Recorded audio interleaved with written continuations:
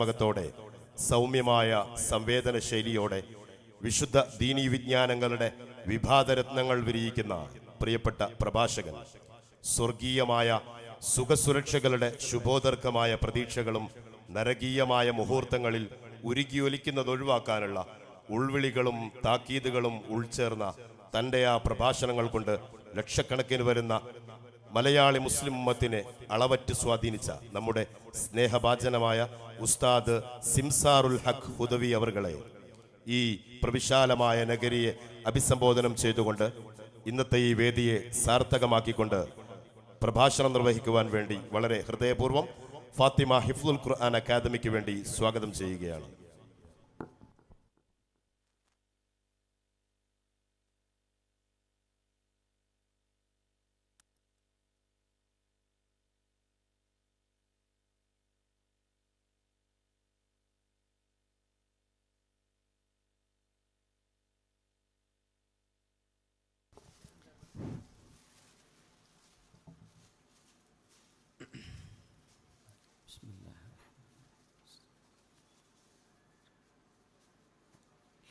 السلام عليكم ورحمة الله وبركاته. أعوذ بالله من الشيطان الرجيم. بسم الله الرحمن الرحيم. أعوذ بالله من همزات الشياطين وأعوذ بالله أن يحضرون. بسم الله ما شاء الله كان وما لم يشأ لم يكن ولا حول ولا قوة إلا بالله. يا ربنا لك الحمد كما ينبغي لجلال وجهك وعظيم سلطانك. سبحانك لا نحصي ثناء عليك أنت كما أثنيت على نفسك. فلك الحمد ولك الشكر حتى ترضى. اللهم صل على سيدنا محمد سيد الأولين وصل على سيدنا محمد سيد الآخرين وصل على سيدنا محمد سيد الملأ الأعلى إلى يوم الدين. اللهم صل على هذا النبي وصحبه وعترته وأهل بيته ومن تبع خطاه واستنى بسنته إلى يوم الدين. فأعوذ بالله من الشيطان الرجيم. بسم الله الرحمن الرحيم. يا أيها الذين آمنوا اتقوا الله وقولوا قولا سديدا يصلح لكم أعمالكم ويغفر لكم ذنوبكم ومن يطع الله ورسوله فقد فاز فوزا عظيما.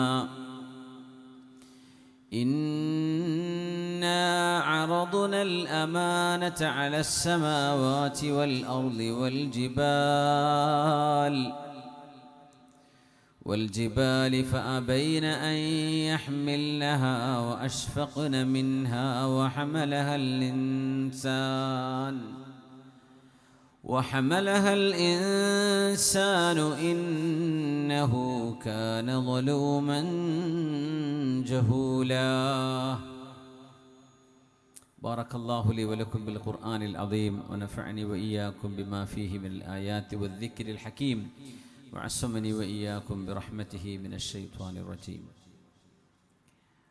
വിശുദ്ധ ഖുർആൻ സേവനത്തിൻ്റെ 11 വർഷം പൂർത്തീകരിക്കുന്ന ഫാത്തിമ ഹിഫ്ദുൽ ഖുർആൻ കോളേജിലെ 5 ഹാഫിദുകൾ സനദ് സ്വീകരിച്ച ഒരു അത്യപൂർവമായ അനുഗ്രഹീത സദസ്സാണിത്. ഈ പരിപാടിയുടെ അധ്യക്ഷൻ, ഈ സ്ഥാപനത്തിൻ്റെ എല്ലാം എന്ന് പറയാവുന്ന അഭ്യന്തരായ ഹാജി അബ്ദുള്ള സാഹിബ് അവറുകൾ, അള്ളാഹു അദ്ദേഹത്തിന് ആയുരാരോഗ്യവും ആഫിയത്തും സലാമത്തും നൽകി അള്ളാഹു അനുഗ്രഹിക്കട്ടെ. കേരളത്തിൽ വന്ന് ഇവിടെ കൊണ്ടുവന്ന് ബീഹാറിലെ കിഷൻഗഞ്ച് പരിസരത്തിലെ 60ഓളം മുതഅല്ലിമീങ്ങളാണ് ഇവിടെ ഹിഫ്ള് നടത്തിക്കൊണ്ടിരിക്കുന്നത്. മലയാളം ഒരക്ഷരം പോലും അറിയാതെ ഈ അണ്ടിത്തോട് ഹിഫ്ളുൽ ഖുർആൻ കോളേജിലേക്ക് എത്തി 1 വർഷം 1.5 വർഷം കൊണ്ടൊക്കെ ഹിഫ്ള് പൂർത്തിയാക്കുന്ന നല്ല ബ്രില്യൻ്റായ മക്കൾ, അത്യപൂർവമായ മെമ്മറി സ്കിൽ ഉള്ള മക്കൾ, ദാരിദ്ര്യം കൊണ്ട്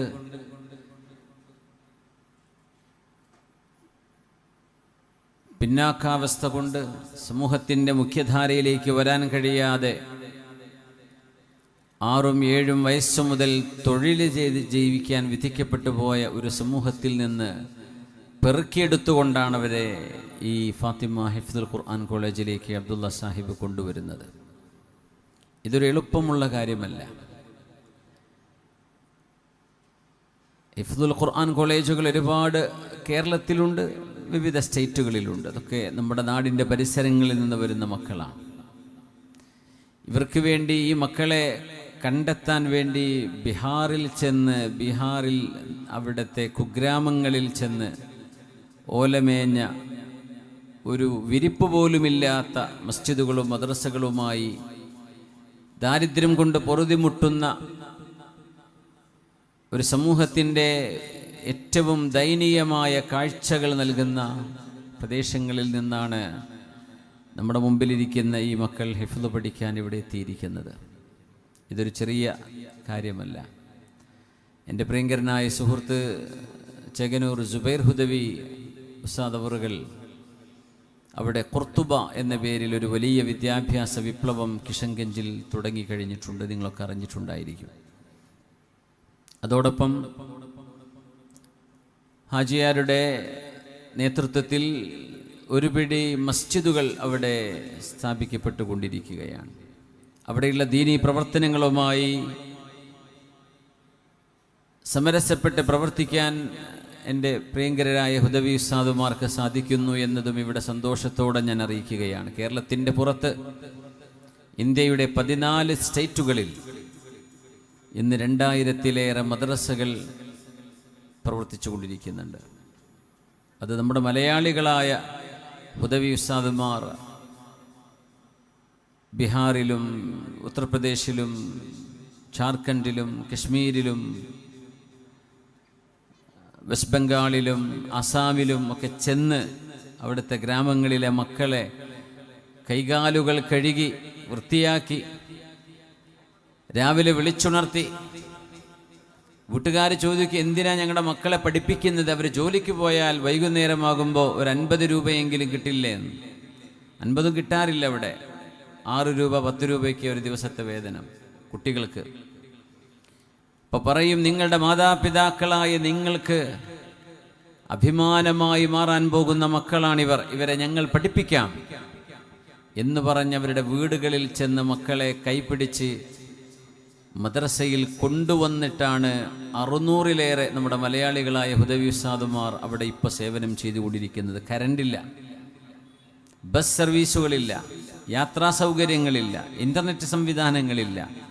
പൊടിപുരണ്ട് കിടക്കുന്ന ഗ്രാമങ്ങളിൽ ഇൻഷാ അല്ലാഹ് 2030 ആകുമ്പോഴേക്കും 10,000-ഓളം മദ്രസകൾ, അവിടെ മക്തബുകൾ, വിദ്യാഭ്യാസ സ്ഥാപനങ്ങൾ കൊണ്ടുവരണം എന്ന ലക്ഷ്യത്തോടു കൂടെയാണ് ദാറുൽ ഹുദയുടെ അലുമിനി ഹാദിയ എന്ന കൂട്ടായ്മ ഹുദവി ഉസ്താദുമാരുടെ നേതൃത്വത്തിൽ അവിടെ പ്രവർത്തിച്ചു കൊണ്ടിരിക്കുന്നത്.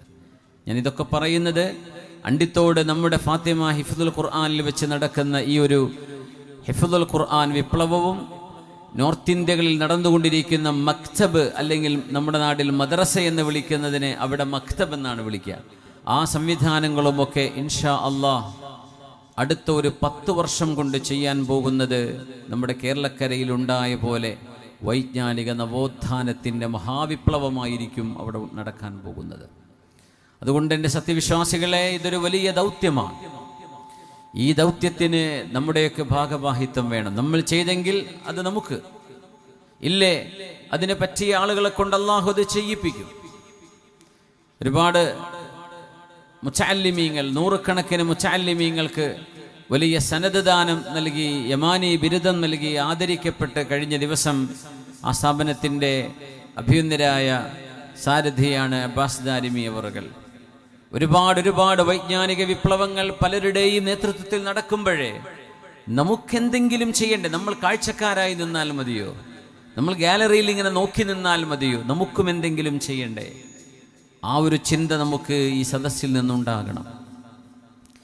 അബ്ദുള്ള ഹാജി കാര്യങ്ങളൊക്കെ പറയുമ്പോൾ സംസാരിക്കുമ്പോൾ പറയായിരുന്നു, അതെ നിങ്ങൾ പറയണം, മക്കള് നിങ്ങളുടെ അടുത്ത് ഒരു നോട്ട്ബുക്കുമായി വരുമ്പോഴേ ഇൻഷാ അല്ലാഹ് അടുത്ത വർഷം ഒരു 100 മുത്തഅല്ലിമീങ്ങൾ, ബിഹാരികളായ ഹാഫിളുകൾ ഇവിടെ ഉണ്ടാകും. 100 മക്കളിൽ ഒരു കുട്ടിയെ എങ്കിലും സ്പോൺസർ ചെയ്യാനോ അല്ലെങ്കിൽ അവരുടെ ചെലവിലേക്ക് എന്തെങ്കിലും ഒരു 100 രൂപ ഞാൻ തരാം മാസത്തിൽ, അല്ലെങ്കിൽ 1000 തരാം, 10,000 തരാം. നിങ്ങൾക്ക് കഴിയുന്ന ഒരു സംഖ്യ നിങ്ങളുടെ പേരും നമ്പറും കൊടുത്താൽ മാത്രം മതി. ഇപ്പോൾ പൈസ ഒന്നും നിങ്ങൾ കൊടുക്കണ്ട. പക്ഷെ ഞാൻ എൻ്റെ മനസ്സിൽ ആലോചിക്കുകയായിരുന്നു, നിങ്ങളാരും ഒന്നും കൊടുത്തില്ല എന്ന് വിചാരിച്ചോളൂ.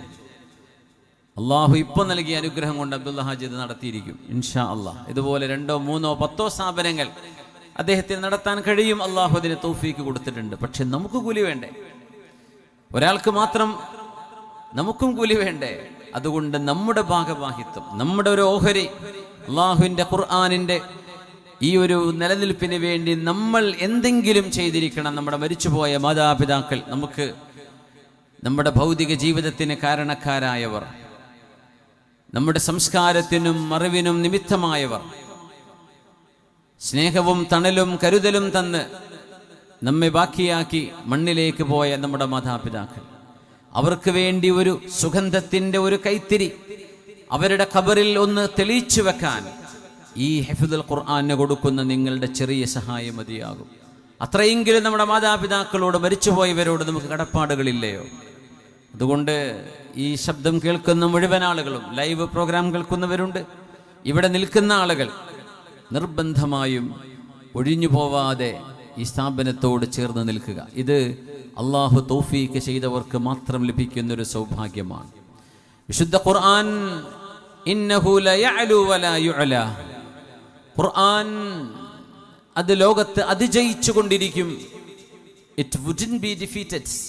ഒരിക്കലും തന്നെ അതിനെ തകർക്കാൻ ആരെക്കൊണ്ടും കഴിയില്ലെന്ന് പറഞ്ഞത് അനശ്വരമായ ഹബീബിന്റെ വാക്കുകളാണ് സ്വല്ലല്ലാഹു അലൈഹി വസല്ലം.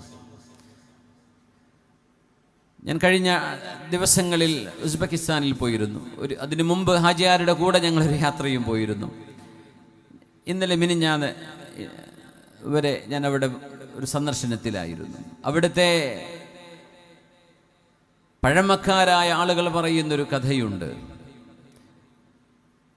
വർഷങ്ങളോളം, നൂറ്റാണ്ടുകളോളം നിരീശ്വരവാദ നിർമ്മിത പ്രസ്ഥാനങ്ങളുടെ അടിമത്തത്തിന് കീഴിൽ വീർപ്പുമുട്ടി ജീവിച്ച സോവിയറ്റ് യൂണിയന്റെ ആ ഒരു മാർക്സിന്റെയും എംഗൽസിന്റെയും ലെനിനിന്റെയും തത്വ സിദ്ധാന്തങ്ങൾക്ക് മറവിൽ വിശുദ്ധ ഖുർആനെയും ഇസ്ലാമിനെയും മസ്ജിദുകളെയും മദ്രസകളെയും മക്തബുകളെയും എല്ലാം കുഴിച്ചുമൂടി വിശുദ്ധ ഖുർആൻ പഠിക്കാൻ പോലും അവസരമില്ലാതെ പേടിച്ചിരുന്നൊരു കാലം ഞങ്ങൾക്ക് കഴിഞ്ഞുപോയി എന്നിവിടുത്തെ പഴമക്കാർ പറയാണ്. അവർ പറയുന്നു, വീടിന്റെ മുകളിൽ മേൽക്കൂരയിലേക്ക് രഹസ്യ കോവണി ഉണ്ടാക്കി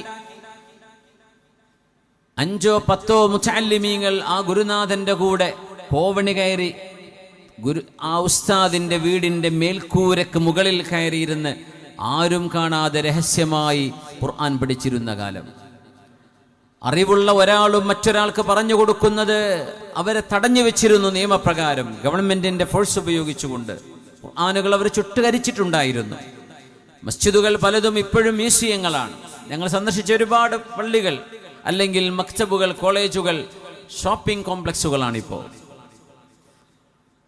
ഉസ്ബെക്കിസ്ഥാനിലെ പ്രധാനപ്പെട്ട ഒരു നഗരിയാണ് സമർഖന്ദ്. സമർഖന്ദിൽ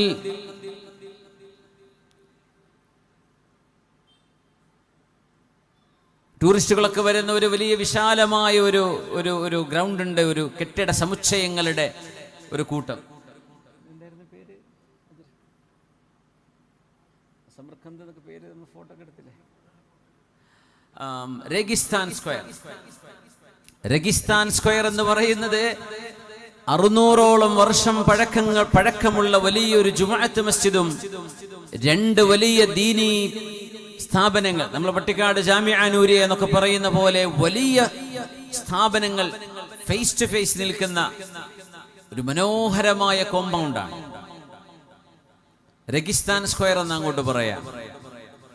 അപ്പൊ നമുക്ക് ഗൈഡുകൾ പറഞ്ഞു തരും, 400 വർഷം മുമ്പ് ഇവിടെയാണ് ഇസ്ലാമിക വിദ്യാഭ്യാസങ്ങൾ നടന്നത്, പണ്ഡിതന്മാർ വാർത്തെടുക്കപ്പെട്ടത് ഇവിടെയാണ്. ഇപ്പൊ ചെന്ന് നോക്കിയാൽ അവിടെ സുവനീറുകൾ വിൽക്കുന്ന ഒരു അങ്ങാടിയാണത്, ഷോപ്പിംഗ് കോംപ്ലക്സ് ആണ്. മസ്ജിദിൽ ആളില്ല, ദീനീ സ്ഥാപനങ്ങളിൽ പഠിക്കാൻ ആളുകളില്ല. ഇനി ആയിട്ട് വേണം. തിരിച്ചു വരുന്നുണ്ട്. ഞാൻ പറഞ്ഞു വരുന്നത് അതല്ല. അദ്ദേഹം പറയുകയായിരുന്നു, ഒരു പ്രായമുള്ള മനുഷ്യൻ, ഞങ്ങൾക്ക് ഖുർആൻ കാണാൻ കിട്ടിയിട്ടില്ല, ഞങ്ങളുടെ പണ്ഡിതന്മാരെ മുഴുവനും അവര് കൊന്നുകളഞ്ഞു, ഇസ്ലാമിന്റെ അടയാളങ്ങളെ ഇല്ലായ്മ ചെയ്തു. പക്ഷേ ഖുർആൻ തിരിച്ചു വന്നു. നിങ്ങൾക്കറിയണേ, ഇങ്ങനെ ചുട്ടുകരിച്ച് ഇല്ലായ്മ ചെയ്ത ആ മണ്ണിലാണ് വിശുദ്ധ ഖുർആനിന്റെ ലോകത്തെ ഏറ്റവും പഴക്കമുള്ള ആദ്യത്തെ പ്രതി മഹാനായ ഉസ്മാൻ ഇബ്നു അഫ്ഫാൻ റളിയല്ലാഹു അൻഹു ഓതിക്കൊണ്ടിരിക്കെ അന്നത്തെ രാഷ്ട്രീയ കൊലയാളികൾ മഹാനവറുകളെ വകവരുത്തിയപ്പോ ഷഹീദായ നേരം ചോരപ്പാടുള്ള ഒറിജിനൽ മുസ്ഹഫ് കിടക്കുന്നത് ഈ നാട്ടിലാണ്. ഉസ്ബെക്കിസ്ഥാന്റെ തലസ്ഥാനം താഷ്കെൻഡിലെ ഇമാം അബൂബക്കർ അൽ ഖഫാൽ റഹ്മത്തുള്ളാഹി അലൈഹിയുടെ പേരിലുള്ള ഒരു വലിയ ഒരു കോംപ്ലക്സ് ഉണ്ട്. അവിടെയാണ് ഇമാം ഖഫാൽ മ്യൂസിയം. അതിനകത്തുണ്ട് ഒറിജിനൽ മുസ്ഹഫ്. എവിടെയാണോ മുസ്ഹഫിനെ ചുട്ടുകരിച്ചത് അവിടേക്ക് ആ ഒറിജിനൽ പ്രതി, അത് ഈ സംഭവം നടക്കുമ്പോൾ ഈ ഖുർആന്റെ കോപ്പി ഉണ്ടായിരുന്നത് സെന്റ് പീറ്റേഴ്സ്ബർഗിലായിരുന്നു. നോക്കണം അല്ലാഹു എങ്ങനെയൊക്കെയാണ് ഇതിനെ സംരക്ഷിച്ചത്. If it were anything other than Quran, ശുദ്ധ ഖുർആൻ അല്ലായിരുന്നുവെങ്കിൽ, ഇസ്ലാം അല്ലായിരുന്നുവെങ്കിൽ, ഒരു ചെറിയ തിരുശേഷിപ്പ് പോലും ബാക്കിയില്ലാതെ ശൂന്യമായ, തികച്ചും ശൂന്യതയുടെ നിരീശ്വര നിർമ്മിത ആശയങ്ങളിൽ കടിമപ്പെട്ട് ഒരു മതം എന്നേക്കുമായി ഇല്ലായ്മ ചെയ്യപ്പെട്ടു പോകുമായിരുന്നു. പക്ഷേ അള്ളാഹു അവന്റെ ദീനിനെ നിലനിർത്തും എന്ന് പറഞ്ഞ അനശ്വരമായ വാക്കുകൾ ഇന്നവിടുത്തെ പള്ളി മുനാരങ്ങളിലൂടെ ഉയരുന്ന വാങ്കുകളിൽ നിന്ന് കേൾക്കാൻ കഴിയും. വിശുദ്ധ ഖുർആൻ അതിജയിക്കുകയാണ്, ഇസ്ലാം അതിജീവിക്കുകയാണ്. കുറച്ച് സമയത്തേക്ക് പ്രതിസന്ധികൾ ഉണ്ടാകാറുണ്ട്, അത് ചരിത്രത്തിന്റെ ഒരു അനിവാര്യതയാണ്. പക്ഷേ ഇന്നവിടെ മുതഅല്ലിമീങ്ങളായി പണ്ഡിതന്മാർ വന്നുകൊണ്ടിരിക്കുന്നു, മസ്ജിദുകളായി മുനാരങ്ങളിൽ നിന്ന് വാങ്കുലികൾ കേൾക്കാൻ തുടങ്ങി. ഒരു തിരിച്ചുവരവിന്റെ വളരെ ആവേശകരമായ ഒരു ഒഴുക്കിലാണിപ്പോ ആ രാജ്യം കടന്നു പോകുന്നത്. അൽബേനിയയിൽ കണ്ണു കാണാത്തൊരു മനുഷ്യന്റെ എതിർഭാഗത്ത് നിന്ന് വരുമ്പോഴേ ഒരു ജർമ്മൻ പൗരൻ, അദ്ദേഹം തന്റെ ദേഹത്തേക്ക് വന്ന് കൈമുട്ടിപ്പോയ ഒരാളെ തിരിഞ്ഞു നോക്കുമ്പോ അദ്ദേഹം കണ്ണു കാണാത്തൊരു മനുഷ്യനാണ്. ആ മനുഷ്യൻ ഇദ്ദേഹത്തിന്റെ കൈപിടിച്ചു, ഒരുപാട് സോറി പറഞ്ഞു. പക്ഷെ ജർമ്മൻകാരന് അദ്ദേഹത്തിന്റെ അൽബേനിയൻ ഭാഷ അറിയില്ല, ഇയാൾക്ക് ജർമ്മനും അറിയില്ല. പക്ഷേ ആ ഇംഗ്ലീഷുകാരന് യൂറോപ്യന് മനസ്സിലായി, ഫ്രഞ്ചുകാരന് ആ ജർമ്മൻ പൗരന് മനസ്സിലായി. ഇദ്ദേഹം അപ്പോളജൈസ് ചെയ്യുകയാണ്, മാപ്പ് ചോദിക്കുകയാണ്. തട്ടിപ്പോയത് പൊറുക്കണേ, ഞാൻ അറിഞ്ഞില്ല എന്ന് പറയാ. കണ്ണു കാണാത്ത ഒരു പ്രായമായ മനുഷ്യൻ. അദ്ദേഹം പറഞ്ഞു, എങ്ങനെയൊക്കെയോ പറഞ്ഞൊപ്പിച്ചു, നിങ്ങൾ എന്റെ വീട്ടിലേക്ക് എന്റെ കൂടെ വരണം. എന്നിട്ട് അയാളെ കൈപിടിച്ചു, അദ്ദേഹത്തിന്റെ വീട്ടിൽ കൊണ്ടുപോയി, തൊട്ടടുത്ത് തന്നെ. ഈ അന്ധനായ മനുഷ്യൻ, അയാൾ അറിയാതെ വഴിയിലൂടെ കടന്നു പോകുന്ന ഒരു ടൂറിസ്റ്റിന്റെ ഒരു വിനോദസഞ്ചാരിയുടെ ദേഹത്ത് കൈതട്ടിപ്പോയതാണ്. അദ്ദേഹത്തിന് കണ്ണു കാണില്ലായിരുന്നു. പക്ഷേ അതിനുപോലും മാപ്പ് പറയാൻ, അതിനെ സൽക്കരിക്കാൻ അദ്ദേഹം തന്റെ ഈ സ്ട്രേഞ്ചറായ ജർമ്മൻകാരനെ കൊണ്ടുപോയി വീട്ടിൽ കൊണ്ടുപോയി ഭക്ഷണം കൊടുത്തു, പാനീയങ്ങൾ കൊടുത്തു, എന്തൊക്കെയോ അറിയുന്ന രീതിയിൽ കുശലാന്വേഷണങ്ങൾ അവരും മക്കളും കുടുംബവും ഒക്കെ നടത്തി. അതിനിടയ്ക്ക് അദ്ദേഹത്തിന് പ്രാർത്ഥനാ സമയമായപ്പോ അദ്ദേഹം നിസ്കരിക്കാൻ വേണ്ടി നിന്നു. ഈ ജർമ്മൻ ചോദിച്ചു, എന്താണ് ഇത്, എന്താണ് ഈ ചെയ്തുകൊണ്ടിരിക്കുന്നത്? അങ്ങനെ ആരൊക്കെയോ ഇങ്ങനെയൊക്കെയോ ട്രാൻസ്ലേറ്റ് ചെയ്ത് കൊടുത്ത് അദ്ദേഹത്തിന് അറിയിച്ചു കൊടുത്തു, ഇത് ഇസ്ലാമിലെ നിസ്കാരമാണ്. 5 നേരം മുസ്ലിമീങ്ങൾ നിസ്കരിക്കുന്നുണ്ട്, ആ പ്രാർത്ഥനയാണിത്. അദ്ദേഹം അത്ഭുതപ്പെട്ടു. തൻ്റെ ആത്മകഥയിൽ അദ്ദേഹം രേഖപ്പെടുത്തി, ഞാൻ ഇസ്ലാം സ്വീകരിക്കാൻ കാരണമായത് ആന്ധനായ മനുഷ്യന്റെ ആ വീട്ടിലെ നിസ്കാരമായിരുന്നുവെന്ന്. അദ്ദേഹം പിന്നീട് ഇസ്ലാം സ്വീകരിച്ചു. ദീൻ വളരുകയാണ്. ചെറിയ കൊച്ചു കൊച്ചു ഉദാഹരണങ്ങൾ. ദീൻ വളരുകയാണ്. ഉസ്ബെക്കിസ്ഥാനിൽ നിന്ന് ഉംറ ചെയ്യാൻ വന്ന ഒരു സാധു പ്രായമായ മനുഷ്യൻ സൗദി അറേബ്യയിലെ ഒരു പണ്ഡിതനെ കണ്ട് എങ്ങനെയൊക്കെയോ പറഞ്ഞൊപ്പിച്ചു, എനിക്ക് ഉംറ ചെയ്യാൻ പറ്റുന്നില്ലല്ലോ, ഞാൻ എന്താ ചെയ്യേണ്ടത്? നിങ്ങൾ ഉംറ ചെയ്തോ എന്ന് ചോദിച്ചു. എന്നെ കൊണ്ടാവുന്നില്ല എന്ന് പറഞ്ഞു. എന്തേ?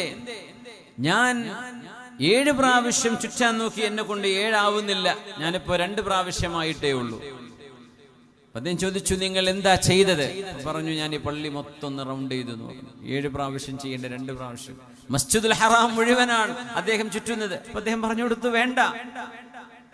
കൈപിടിച്ചു കൊണ്ടുപോയി കാണിച്ചു കൊടുത്തു, ഇതാണ് കഅബാലയം, ഈ കഅബയെയാണ് നിങ്ങൾ ചുറ്റേണ്ടത്, മസ്ജിദുൽ ഹറാം എന്ന വലിയ പള്ളിനെയല്ല ചുറ്റേണ്ടത്. അത് സാധ്യം, വലിയ പ്രയാസമല്ലേ പ്രായമുള്ള ഒരാൾക്ക്? അതല്ല ഉംറ, നിങ്ങൾ കഅബയെയാണ് തവാഫ് ചെയ്യേണ്ടതെന്ന് പറഞ്ഞ് ആ പണ്ഡിതൻ കൈപിടിച്ച് കഅബയുടെ മുറ്റത്തേക്ക് ഇദ്ദേഹത്തെ കൈപിടിച്ച് കൊണ്ടുപോയി കാണിച്ചു കൊടുത്തപ്പോൾ അദ്ദേഹം പൊട്ടിക്കരഞ്ഞു. പറഞ്ഞു, എന്റെ ഉപ്പ ഒരിക്കലെങ്കിലും ഒന്ന് ഉംറ ചെയ്യണമെന്ന് ആഗ്രഹിച്ച് കൊതിച്ചു മരിച്ചുപോയ ഉപ്പയാണ്. ഞങ്ങൾക്കന്ന് ഉംറക്ക് വരാനോ ഹജ്ജിന് വരാനോ ഞങ്ങളുടെ ഗവൺമെന്റ്, ഞങ്ങളെ സോവിയറ്റ് റഷ്യയുടെ കാലം ഞങ്ങൾ അനുവദിച്ചിരുന്നില്ല. എന്റെ ഉപ്പാക്ക് ആഗ്രഹമുണ്ടായിരുന്നു ഒന്ന് കഅബ കാണണം. ഞാൻ കേട്ടിട്ടുണ്ട് കഅബയെ കുറിച്ച്. എന്നിട്ട് ഉംറയുടെ അഅ്മാലുകൾ പറഞ്ഞു കൊടുത്തു, നിങ്ങൾ കഅബയെയാണ് ചുറ്റേണ്ടത്. ഈ സാധു ഇതറിയാതെ മസ്ജിദുൽ ഹറാമിന്റെ വലിയ പള്ളിക്ക് ചുറ്റുമാ 2 തവണ നടന്നത്. അപ്പോഴേക്കും അദ്ദേഹം തളർന്നു പോയിരിക്കുകയാണ്. ഞാൻ പറഞ്ഞു വരുന്നത്, ദീനിന്റെ ദാഹജലം കിട്ടിയപ്പോഴേ അതിന്റെ മധുരമറിഞ്ഞ് ഓടി വരുന്ന ആളുകൾ ലോകത്തിന്റെ നാനാഭാഗത്തുമുണ്ട്. നമുക്കിപ്പോ നമ്മുടെ മക്കളോട്, മോനെ വാപ്പയ്ക്ക് ഉമ്മക്കൊന്ന് ഉംറക്ക് പോകണം എന്ന് പറയുമ്പോഴേക്കും റെഡിയായിക്കോ, അടുത്ത ആഴ്ച ഒരു ഗ്രൂപ്പ് പോകുന്നുണ്ട്, നിങ്ങൾ പൊയ്ക്കോ എന്ന് പറയാവുന്ന 2 വാക്കുകൾക്കിടയിൽ കഅബാലയവും നമ്മുടെ മനസ്സും അത്ര കടുപ്പമാണ്. എന്നിട്ട് പോലും നമുക്കത് സാധ്യമാകുന്നില്ലല്ലേ? വിശുദ്ധ ഖുർആനിന്റെ കോപ്പികൾ നമ്മുടെ വീടുകളിലുണ്ട്, മസ്ജിദുകളിൽ ധാരാളമുണ്ട്, ഓതുന്ന മക്കളുണ്ട്. ഖുർആൻ ഒന്ന് തുറന്നു നോക്കാൻ നമ്മളെ കൊണ്ടാവുന്നുണ്ടോ? ഒന്ന് ഓതി നോക്കാനാവുന്നുണ്ടോ? 80 വയസ്സ് കഴിഞ്ഞ് പൊട്ടിക്കരയുന്ന ഒരു ഉമ്മയുടെ ആഗ്രഹം, എനിക്ക് വിശുദ്ധ ഖുർആൻ ഓതണമെന്നാണ്. എനിക്ക് ഖുർആൻ ഓതാൻ പറ്റുന്നില്ല. എൻ്റെ കൂടെ ഉംറക്ക് വന്നൊരു സഹോദരൻ ഉണ്ടായിരുന്നു. അദ്ദേഹം 70 വയസ്സോളമായി. അദ്ദേഹം വർഷങ്ങൾക്ക് മുമ്പ് മറ്റൊരു മതത്തിൽ നിന്ന് ഇസ്ലാമിലേക്ക് കടന്നു വന്ന ആളാണ്. മലയാളിയാണ്.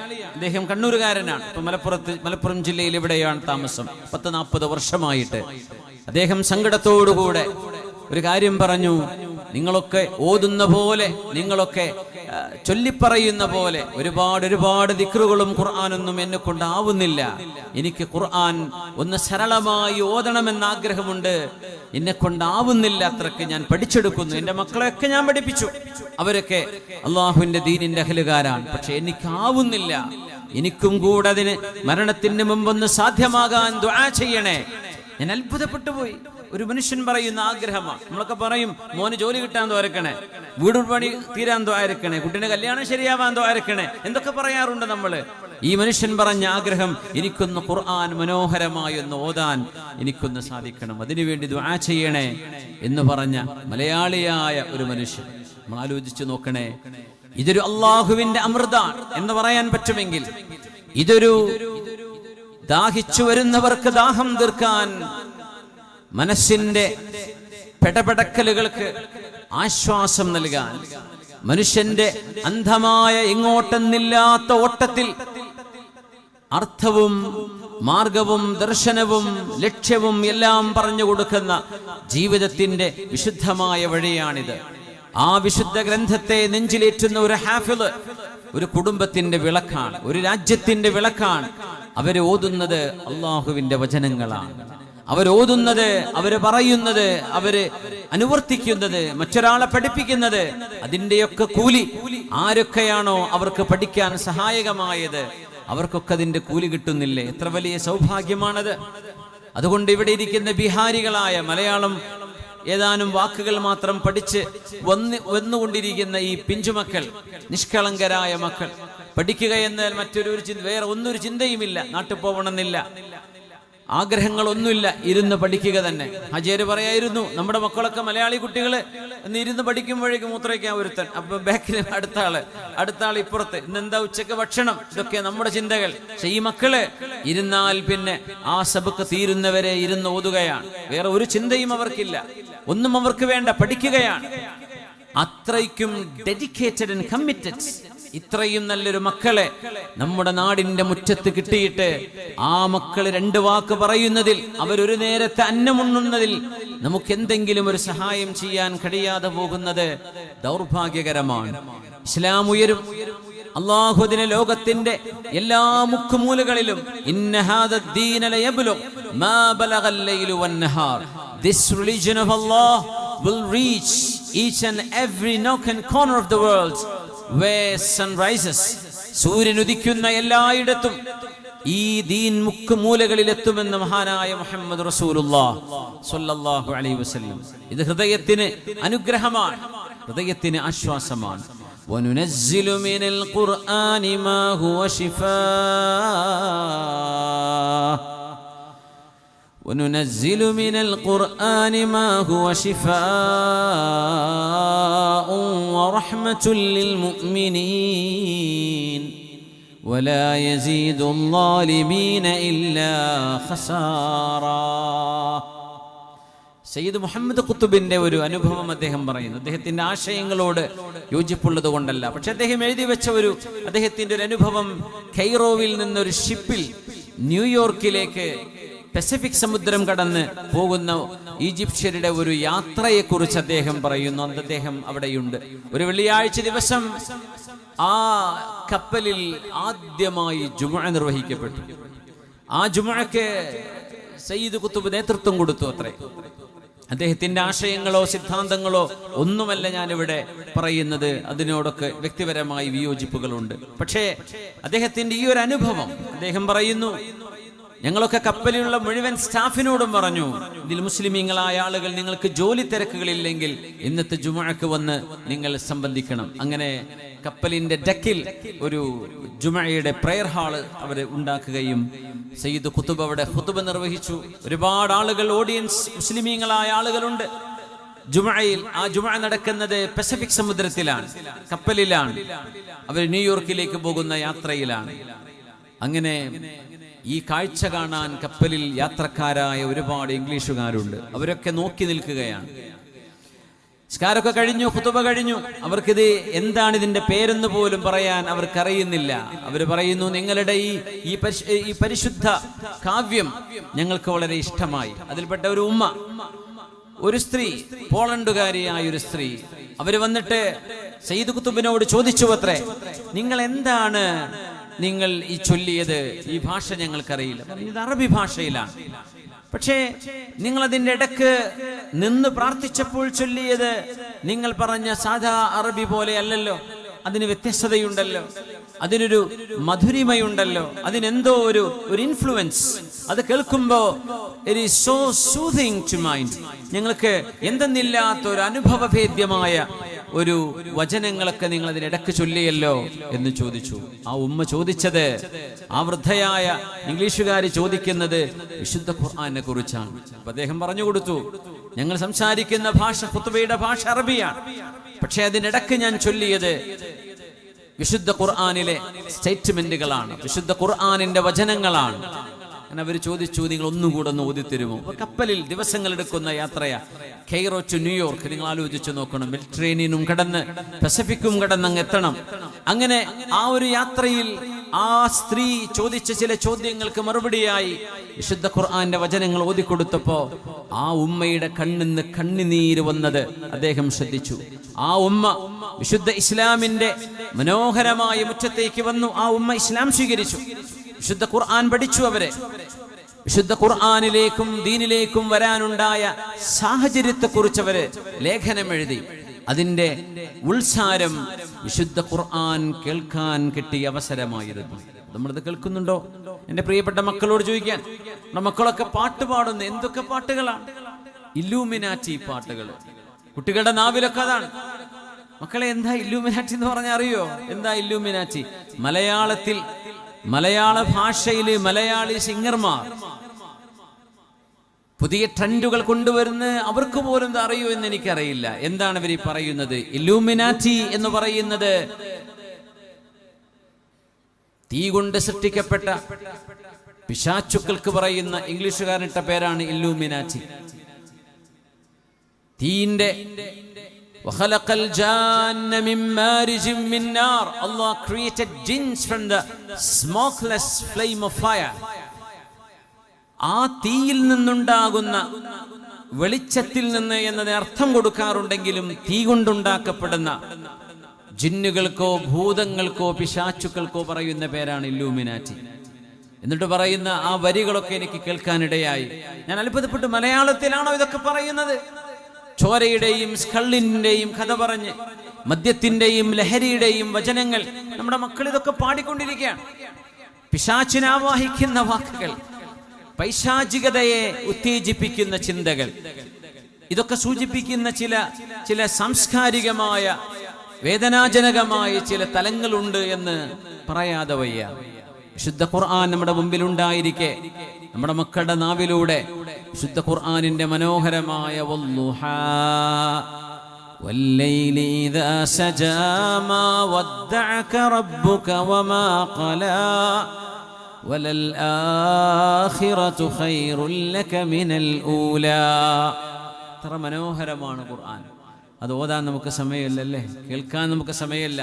ഈ ഇല്ലൂമിനാറ്റി പാടാനും ചാടാനും കേൾക്കാനും പ്ലേ ചെയ്യാനും. വീണ്ടും ഇന്ന് ഞങ്ങൾ സുൽത്താൻ ബത്തേരിയിൽ നിന്ന് രാവിലെ ഉച്ചയ്ക്ക് അവിടെ നിന്നാണ് വരുന്ന വഴിക്ക് ടൂറ് പോകുന്ന ഒരുപാട് ബസ്സുകളുണ്ട്. അതിലൊരു ബസ്സിൽ ഞാൻ ഇത് ശ്രദ്ധിച്ചു. ഈ പാട്ട് പാടിക്കൊണ്ടിരിക്കുകയാണ്. ഭയങ്കര ചാട്ടവും DJ എന്തൊക്കെയാ. ഇല്ലൂമിനാറ്റി, പിശാച്ച് എന്നായി പറയുന്നത്. പിശാച്ച്, ശൈത്താന്മാർ. നമ്മുടെ മക്കൾക്ക് അറിയില്ലായിരിക്കും എന്തായി പറയണത്. പുതിയ പാട്ടാണ്, പുതിയ ട്രെൻഡാണ്. അത് പാടുന്ന ആളുകളെ കുറിച്ച്, അവരുടെ കരിയറിനെ കുറിച്ചൊന്നുമില്ല ഞാൻ പറയാം. പാട്ടിന്റെ കണ്ടന്റുകളിൽ ചില വിഷവിത്തുകൾ അടങ്ങിയിരിക്കുന്നുണ്ട് എന്ന് പോലും അറിയാതെയാണ് യുവജനങ്ങൾ ഇതിന്റെ പിന്നാലങ്ങ് ചാടിക്കൂടുന്നത്. നമ്മൾ പറയുന്ന വാക്കുകൾ ഇന്ന السمع والبصر والفؤاد كل أولئك كان عنه مسؤولا. നിങ്ങൾ കേൾക്കുന്നതും കാണുന്നതും നിങ്ങൾ ആലോചിക്കുന്നതും ഇതിനെക്കുറിച്ചെല്ലാം നാളെ വിചാരണയുടെ നാളിൽ അല്ലാഹു നിങ്ങളോട് ചോദിക്കുക തന്നെ ചെയ്യും. എന്താ നിങ്ങൾ കേട്ടത്? എന്തായിരുന്നു നിങ്ങൾ? ഏതൊക്കെ റീലുകളാണ്, ഏതൊക്കെയാണ് നിങ്ങൾ സ്ക്രോൾ ചെയ്തത്? ഏതൊക്കെയാണ് നിങ്ങളുടെ കണ്ണുകളെ കൊണ്ട് കണ്ടത് എന്ന്. വൽ ബസ്വറ, നിങ്ങളുടെ കണ്ണുകളെ കുറിച്ച് നാളെ ചോദ്യമുണ്ട്. ഇന്ന സമഅ, കേൾവിയെ കുറിച്ച് ചോദ്യമുണ്ട്. വൽ ഫുആദ്, മനസ്സിലേക്ക് നിങ്ങൾ കോറിയെടുത്ത ചിന്തകളെ കുറിച്ചും നാളെ ചോദ്യമുണ്ട്. കുല്ലു ഉലൈക കാന അൻഹു മസ്ഊലാ. ഇതിനെക്കുറിച്ചെല്ലാം നാളെ ചോദ്യമുണ്ടെന്ന് പരിശുദ്ധ ഖുർആൻ. നമ്മൾ ആലോചിക്കാറുണ്ടോ? ബിസ്മില്ലാഹിർ റഹ്മാനിർ റഹീം. യാ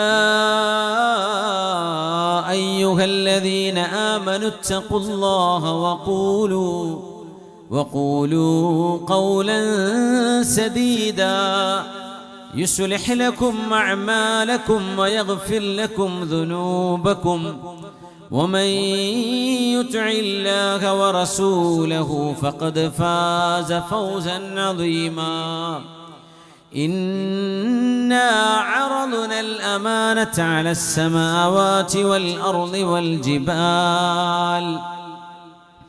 والجبال فأبين أن يحملنها وأشفقن منها وحملها الإنسان إنه كان ظلوما جهولا. ആകാശലോകങ്ങളോട് അല്ലാഹു ചോദിച്ചു. വിശാലമായി കിടക്കുന്ന ഭൂമികയോട് അല്ലാഹു ചോദിച്ചു. ഉയർന്നു നിൽക്കുന്ന മലകളോട്, പർവ്വതങ്ങളോട് അല്ലാഹു ചോദിച്ചു. പർവ്വതമേ, ഭൂമിയെ, ആകാശലോകങ്ങളെ, നിങ്ങളെ ഞാൻ ഏൽപ്പിക്കാൻ പോകുന്ന അമാനത്ത് നിങ്ങൾക്ക് സ്വീകരിക്കാൻ പറ്റുമോ? ലാ ഇലാഹ ഇല്ലല്ലാഹ്, ഈ പ്രപഞ്ചത്തിന്റെ സൃഷ്ടാവായ അല്ലാഹു ജല്ല ജലാലു, അവനേകനാണ്, എല്ലാറ്റിനും കഴിവുള്ളവനാണ്, ജീവൻ നൽകിയതവനാണ്. ആ തന്ന ജീവൻ എടുക്കാനും അധികാരമുള്ളവൻ അല്ലാഹു തന്നെ. അതുകൊണ്ട് ആരാധിക്കപ്പെടാൻ അർഹതയുള്ളവൻ അല്ലാഹു മാത്രമാണ് എന്ന ഈ അമാനത്തിനെ നിങ്ങൾക്ക് സ്വീകരിക്കാൻ പറ്റുമോ? ഞാൻ പറയുന്നത് പോലെ നിങ്ങൾക്ക് ജീവിക്കാൻ സാധ്യമാണോ എന്ന് ആകാശലോകങ്ങളോട്, ഭൂമിയോട്, പർവ്വതങ്ങളോട് അല്ലാഹു ചോദിച്ചുവെന്ന് സൂറത്തുൽ അഹ്സാബ്.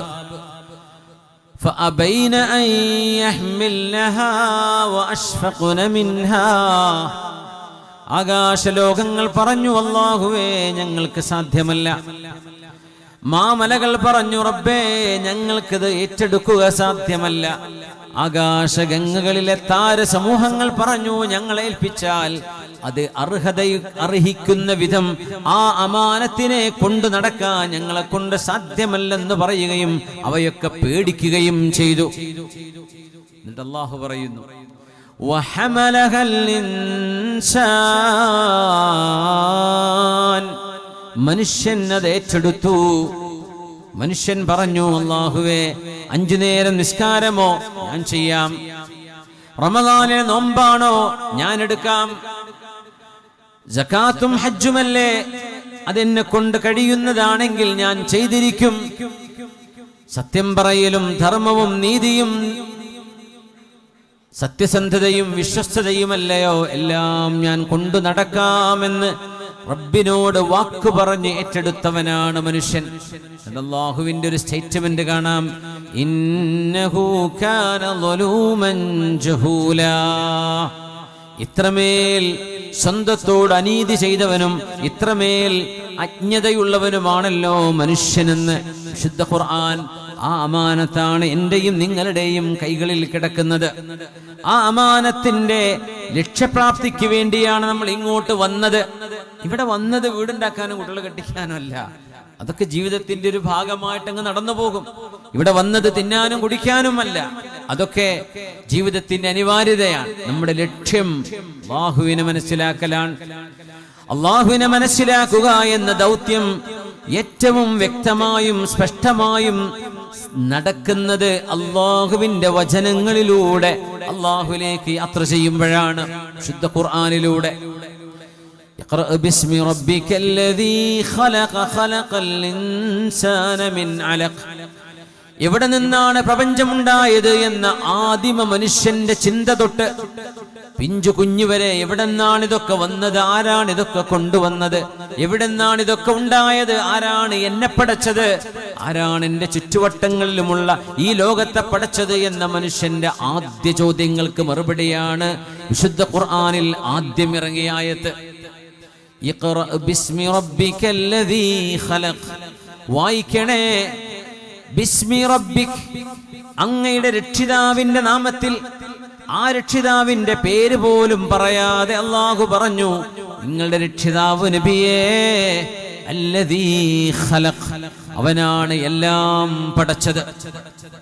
He created everything that exists. ഈ ലോകത്തുള്ള സർവ്വതും പടച്ചതവനാണ്.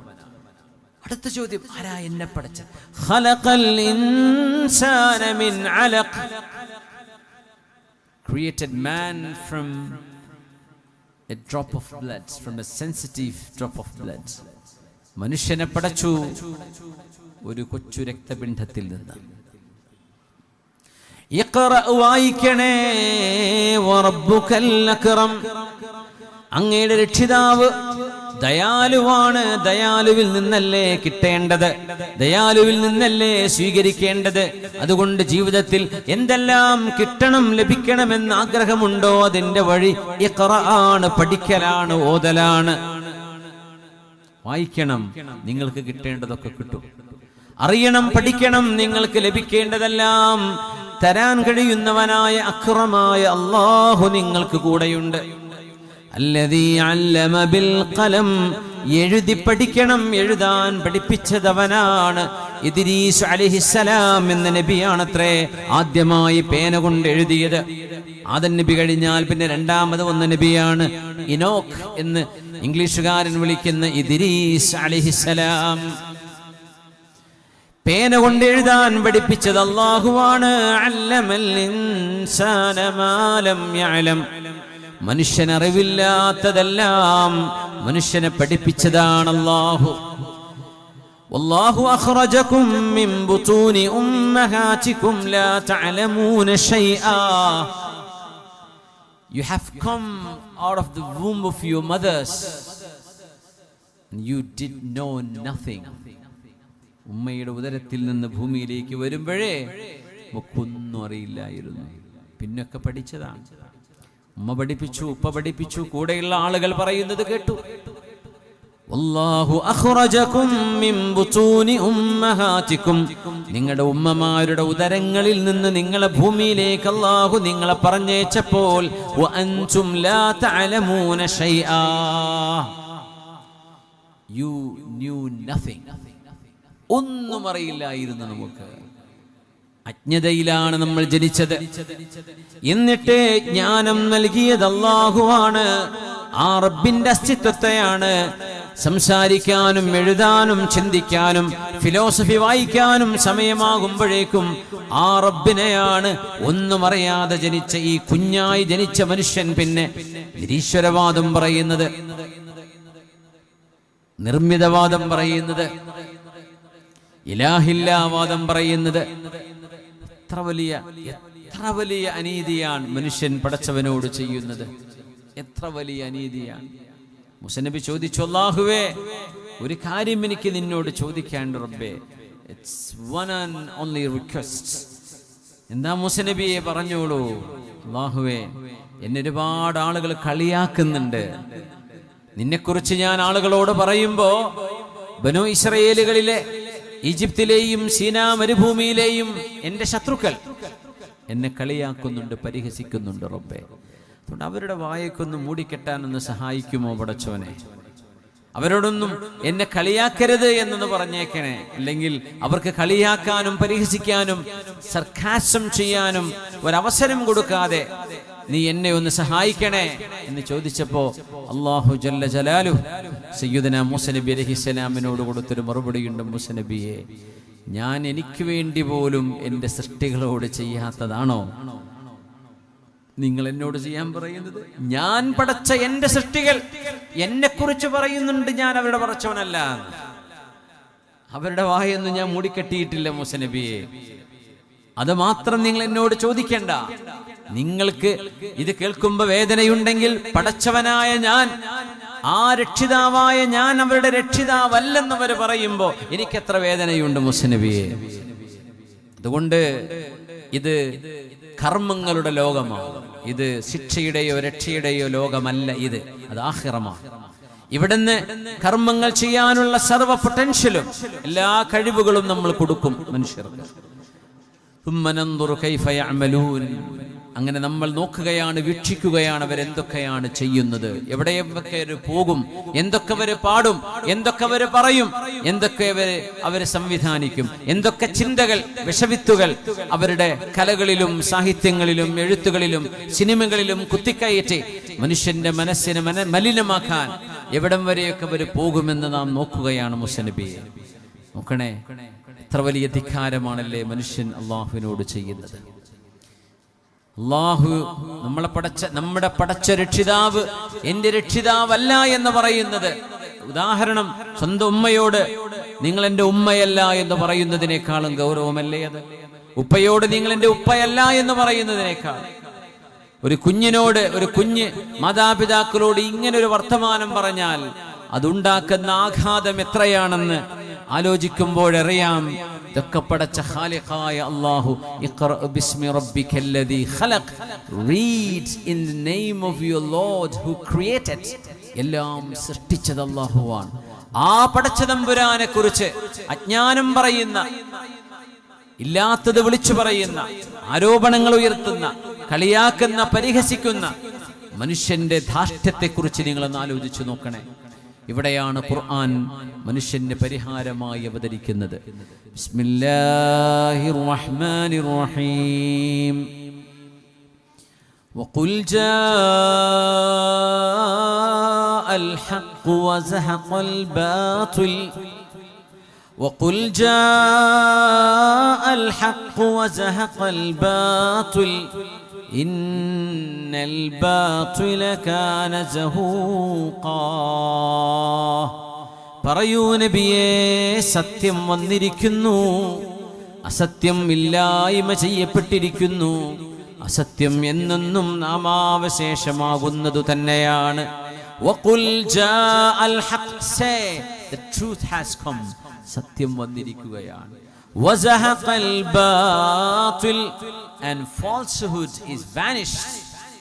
ഇന്നൽ ബാതില കാന സഹൂഖാ, and false is ever vanisher. എന്നും നിലനിൽക്കാനും പിടിച്ചു നിൽക്കാനും കഴിയാതെ അന്ധകാരത്തിൽ അലിഞ്ഞു ചേരുന്നതാണ് അധർമ്മം, അസത്യം, അനീതി എന്ന്. പറയൂ നബിയെ, ലോകത്തോട് പറയണേ, നീതി വന്നു കഴിഞ്ഞു. മനുഷ്യന്റെ യുക്തിക്ക് മനസ്സിലാവാൻ കഴിയുന്ന ആശയം, മനുഷ്യന്റെ ലോജിക്കിന് ബോധ്യപ്പെടുന്നത്, മനുഷ്യന്റെ റാഷണാലിറ്റിക്ക് സംവേദ്യമാകുന്നത്, മനുഷ്യന്റെ ചിന്തകളെ ഉയർത്തിപ്പിടിക്കുന്നത്, മനുഷ്യന് ലക്ഷ്യബോധം നൽകുന്നത്, അറിവിന്റെ ജ്ഞാനത്തിന്റെ അനന്തമായ സീമകളിലേക്ക് മനുഷ്യനെ ജ്ഞാനം നടത്തുന്ന, അറിവിന്റെ വഴികളിലേക്ക് തേരോട്ടം നടത്താൻ കഴിയുന്ന വിശുദ്ധ വചനങ്ങളായ വിശുദ്ധ ഖുർആനിന്റെ വാക്കുകൾ, ആയത്തുകൾ നമ്മുടെ മുമ്പിലുണ്ടായിരിക്കെ എവിടേക്കാണ് നമ്മൾ ഓടുന്നത്? എന്താ പിന്നെ നമ്മൾക്ക് വേണ്ടത്? അള്ളാഹുവിന്റെ വചനങ്ങളെ നമ്മൾ അറിഞ്ഞിരുന്നുവെങ്കിൽ ദാഹം തീരില്ല, ദാഹം തീരില്ല. ലാ തൻഖദി അജായിബു, അത്ഭുതങ്ങൾ അവസാനിക്കാത്തതാണ് ഈ ഗ്രന്ഥമെന്ന് മഹാനായ റസൂലുള്ളാഹ് സ്വല്ലല്ലാഹു അലൈഹി വസല്ലം. ആകാശലോകത്തേക്ക് പോകുന്ന ഹബീബായ നബി തങ്ങളുടെ മിഅ്റാജിനെ കുറിച്ച് മിഅ്റാജ് എന്ന് പറയുന്നത് അറജ ഫിസ്സമാ എന്ന് അറബിയിൽ പറഞ്ഞാൽ സിഗ്സാഗായി വളഞ്ഞു പുളഞ്ഞ് മേലോട്ട് കയറുന്നതിനെയാണ്. ആകാശലോകത്തേക്ക് യാത്ര ചെയ്യുന്ന ഇന്നത്തെ ഏതെല്ലാം സ്പേസ് ഷട്ടിലുകളുണ്ടോ, സ്പേസ് ക്രാഫ്റ്റുകളുണ്ടോ, വാഹനങ്ങളുണ്ടോ, ആകാശലോകത്തേക്ക് യാത്ര പോകാൻ കഴിയുന്ന, സ്പേസിലേക്ക് യാത്ര പോകാൻ കഴിയുന്ന ഏത് വാഹനവും ഭൂമിയുടെ അന്തരീക്ഷ മണ്ഡലം കഴിഞ്ഞാൽ പിന്നെ വളഞ്ഞു പുളഞ്ഞുകൊണ്ടേ സഞ്ചരിക്കാൻ കഴിയൂ എന്ന് ഇന്ന് 21-ാം നൂറ്റാണ്ടിലെ സയൻസ് പറയുമ്പോ, അല്ലാഹുവിന്റെ ഹബീബ് ആകാശലോകങ്ങളിലേക്ക് പോയ യാത്രയെ പുണ്യനബി പരിചയപ്പെടുത്തിയത് മിഅ്റാജ് എന്ന വാക്കുകൊണ്ടാണ്. സുഊദ് എന്ന വാക്കല്ല. സ്വൈദ എന്ന് പറഞ്ഞാൽ നേരെ കുത്തനെ കയറുക എന്നാണ്. മിഅ്റാജ് എന്ന് പറയുന്നത് വളഞ്ഞു പുളഞ്ഞ് യാത്ര ചെയ്യുക എന്നാണ്. ആകാശലോകത്തിന്റെ സംവിധാനം അങ്ങനെയാണത്രേ. ഒരു ഒബ്ജക്റ്റിന് പോലും കുത്തനെ കയറി പോകാൻ കഴിയില്ലെന്ന് ഇന്ന് പറയുമ്പോ 6-ാം നൂറ്റാണ്ടുകാർക്ക് പോലും മനസ്സിലാക്കാൻ പ്രയാസമുണ്ടായിരുന്നൊരു കാലത്ത് സയൻസിന്റെ അർത്ഥഗർഭമായ ആശയങ്ങൾ ഉൾക്കൊള്ളുന്ന വചനങ്ങളാണ് ഹബീബായ നബി തങ്ങൾ സംസാരിച്ചത്. വമാ യൻതിഖു അനിൽ ഹവാ ഇൻ ഹുവ ഇല്ലാ വഹ്യു യൂഹാ. എത്രയാണ് നബിയെ ഭൂമിയിൽ നിന്ന് ആകാശത്തേക്കുള്ള ദൂരമെന്ന് സ്വഹാബിമാർ നബി തങ്ങളോട് ചോദിച്ചൊരു ചോദ്യമാണ്. നബി തങ്ങളെ, എത്രയാണ് മാ ബൈന സമാഇ വൽ അർദ്, ആകാശ ഭൂമികൾക്കിടയിലുള്ള ദൂരം എത്രയാണ്? ഒരു റൊട്ടി വേണം, റൊട്ടിക്ക് കറി വേണം, പാല് വേണം, ഒട്ടകം വേണം, ആടിൻകുട്ടി വേണം എന്ന് നബി തങ്ങളോട് ആളുകൾ വന്ന് ചോദിച്ചിരുന്ന കാലത്ത് ഹബീബിന്റെ മജ്ലിസിലിരിക്കുന്ന സ്വഹാബിമാർ ഹബീബിനോട് ചോദിച്ച ചോദ്യങ്ങളുടെ ഒരു ഭംഗി നോക്കൂ. എത്രയാ നബിയേ ആകാശവും ഭൂമിയും തമ്മിൽ ഡിസ്റ്റൻസ് എത്രയാണ്? 500 വർഷത്തെ വഴിദൂരമാണ്. ആൽബർട്ട് ഐൻസ്റ്റൈന്റെയോ പ്രഗത്ഭരായ സയന്റിസ്റ്റുകളുടെയോ തിയറികൾ ലോകത്ത് വരുന്നതിന്റെ മുമ്പ് മഹാനായ റസൂലുള്ളാഹി സ്വല്ലല്ലാഹു അലൈഹി വസല്ലമ തങ്ങൾ സ്വഹാബികളോട് അവരുടെ ബുദ്ധിയോട് സംവദിക്കുകയായിരുന്നു. അറിവിന്റെ ലോകത്തേക്ക് അവരെ കൊണ്ടുപോയി. എന്താണ് പറഞ്ഞതിന്റെ ആശയം? അത് ഇന്ന് മനസ്സിലായി. എന്താണ് 500 years? അവര് ചോദിച്ചു, നബിയേ ഒന്നാം ആകാശത്ത് നിന്ന് രണ്ടിലേക്കുള്ള ദൂരം എത്രയാണ്? പറഞ്ഞു, ഭൂമിയിൽ നിന്ന് ഒന്നാം ആകാശം എന്ന് പറയുന്നത് നക്ഷത്രങ്ങളുടെ ലോകത്തിന്റെ ബൗണ്ടറിയാണ്, ബോർഡറാണ്. നക്ഷത്രങ്ങളും കഴിഞ്ഞു പോകണം. അങ്ങനെ ഒരു ബൗണ്ടറി ഇന്ന് പോലും സയൻസ് കണ്ടെത്തിയിട്ടില്ല. ഒന്നാം ആകാശം എവിടെയാണെന്ന് സയൻസിന് കണ്ടെത്താൻ പറ്റിയിട്ടില്ല. എവിടെയാ ഒന്നാം ആകാശം? ഖുർആൻ പറഞ്ഞു 7 ആകാശങ്ങൾ. സബ്അ സമാവാതിൻ തിബാഖ മാ തറാ ഫീ ഖൽഖിർ റഹ്മാനി മിൻ തഫാവുത്. 7 layers of heavens, one above the other. ഒന്നിന് മീതെ മറ്റൊന്നായി 7 ആകാശങ്ങളെ സംവിധാനിച്ചവനാണ് അല്ലാഹു. ആ ഒരു ആകാശത്തിന്റെ താഴെയാണ് വലഖദ് സയ്യന്ന السماء الدنيا بمصابيح وجعلناها رجوما للشياطين. We have decorated the lowest sky with the lamps of stars. നക്ഷത്രങ്ങൾ എന്ന വിളക്കുകളാൽ ഒന്നാം ആകാശത്തെ നാം അലങ്കരിച്ചിരിക്കുകയാണ്. സൂറത്തു തബാറക എന്നും ഓതിയാൽ രാത്രി ഓതുന്നവർക്ക് ഖബർ ശിക്ഷയില്ലെന്ന് നബി തങ്ങൾ പറഞ്ഞ ആ ഒരു പരിശുദ്ധമായ സൂറ. ഒന്നാം ആകാശത്തിന്റെ താഴെയാണ് നക്ഷത്രങ്ങൾ വരുന്നത് എന്ന് 6-ാം നൂറ്റാണ്ടുകാരന് പഠിപ്പിച്ചു കൊടുത്ത ഗ്രന്ഥമാണിത് ഖുർആൻ. നമ്മൾ മേലോട്ട് നോക്കിയതൊക്കെ ആകാശം എന്ന് പറയും. നമ്മുടെ ഭൂമിയുടെ അന്തരീക്ഷത്തിനുള്ളിലായി ഇതൊക്കെ കിടക്കുന്നത്. ആ ആകാശമല്ല, വിശുദ്ധ ഖുർആൻ പറയുന്ന സമ. വലഖദ് സയ്യന്ന السماء الدنيا بمصابيح وجعلناها رجوما للشياطين وأعتدنا لهم عذاب السعير. ഒന്നാം ആകാശത്തെ നാം നക്ഷത്രങ്ങളെന്ന വിളക്കുകൊണ്ട് അലങ്കരിച്ചിരിക്കുന്നു. ഇത് ഖുർആൻ പറഞ്ഞത് 1400 കൊല്ലങ്ങൾക്ക് മുമ്പാണ്. ആലോചിക്കണം, ഇതാണ് ഈ ഖുർആൻ. നിസ്സാരമാണോ? യുഖവ്വിറുൽ ലൈല അലൻ നഹാർ. പകലിന്റെ മേൽ രാത്രിയെ അല്ലാഹു മൂടുപദം പുതപ്പിക്കുന്ന പോലെ പുതപ്പിക്കുന്നവനാണ്, ഓവർലാപ്പ് ചെയ്യുന്നവനാണ്. അല്ലാഹു പുതപ്പിക്കുകയാണ്. പുതപ്പിക്കുക എന്ന് പറയുന്നത്, യുഖവ്വിറു എന്ന് പറയുന്നത് ഖുറത്ത്, ഉരുണ്ട ഒരു സാധനത്തെ കവർ ചെയ്യുന്നതിനാണ് യുഖവ്വിറു എന്ന് പറയാ. അപ്പോഴാണ് മെല്ലെ മെല്ലെ രാവുകളാകുന്നത്, മെല്ലെ മെല്ലെ പകലുകളായി ഓരോ ഭൂമിയുടെ പ്രദേശങ്ങൾക്കും ബോധ്യപ്പെടുന്നത്. ഇപ്പൊ നട്ടുച്ച നേരം നടക്കുന്ന സ്ഥലമാണ് USA, യുണൈറ്റഡ് സ്റ്റേറ്റ്സിൽ. ഇപ്പൊ നട്ടുച്ച നേരം ആയി തുടങ്ങാൻ. ഉച്ചക്ക് 11 മണിയായിരിക്കും ചിലപ്പോ ന്യൂയോർക്ക് ടൈം നോക്കിയാൽ. ആലോചിച്ച് നോക്കൂ, അവിടെ പകലായി. അപ്പൊ പകലാണ്, നമുക്കിപ്പോ രാത്രിയാണ്. നമ്മളിപ്പോ രാത്രി ഇങ്ങ് മുന്നോട്ട് പോന്നു. ഇപ്പോ മഗ്രിബായി കൊണ്ടിരിക്കുന്ന രാജ്യങ്ങളുണ്ട്, ഇപ്പോഴും അസ്ർ നടന്നുകൊണ്ടിരിക്കുന്ന സ്ഥലങ്ങളുണ്ട്, ഇപ്പൊ ഫജറായിക്കൊണ്ടിരിക്കുന്ന സ്ഥലങ്ങൾ ഭൂമിയിലുണ്ട്. ഭൂമിയെ അല്ലാഹു ഒരു ബൗളിനെ പോലെ, ഒരു ഗോളാകൃതിയിലുള്ള സാധനത്തെ അല്ലാഹു പുതപ്പിക്കുന്ന. അതിനാണ് യുഖവ്വിറുൽ ലൈല അലൻ നഹാർ. ഇത് പറഞ്ഞത് ഭൂമി ഫ്ലാറ്റ് ആണ് എന്ന് പറയുകയും the doorway to hell is open there. അറ്റ്ലാന്റിക്കിന്റെയും പസഫിക്കിന്റെയും കരകൾ കഴിഞ്ഞാൽ പിന്നെ അവിടെ നിന്നങ്ങോട്ട് നരകമാണ് തുടങ്ങുന്നത് എന്ന് വിശ്വസിച്ചിരുന്ന കൊളംബസിന്റെ കാലഘട്ടത്തിൽ നമ്മൾ ആലോചിച്ചു നോക്കണം. കെപ്ലർ വോയേജ് നടത്തുന്നതിന്റെ മുമ്പ് ഭൂമി കഴിഞ്ഞാൽ പിന്നെ നരകത്തിന്റെ കുഴിയാണ് എന്ന് പറഞ്ഞാൽ ഒരു പലക നിൽക്കുന്ന പോലെയാണ് ഭൂമി എന്ന് വിശ്വസിച്ചത് കേവലം 300 കൊല്ലങ്ങൾക്ക് മുമ്പാണ്.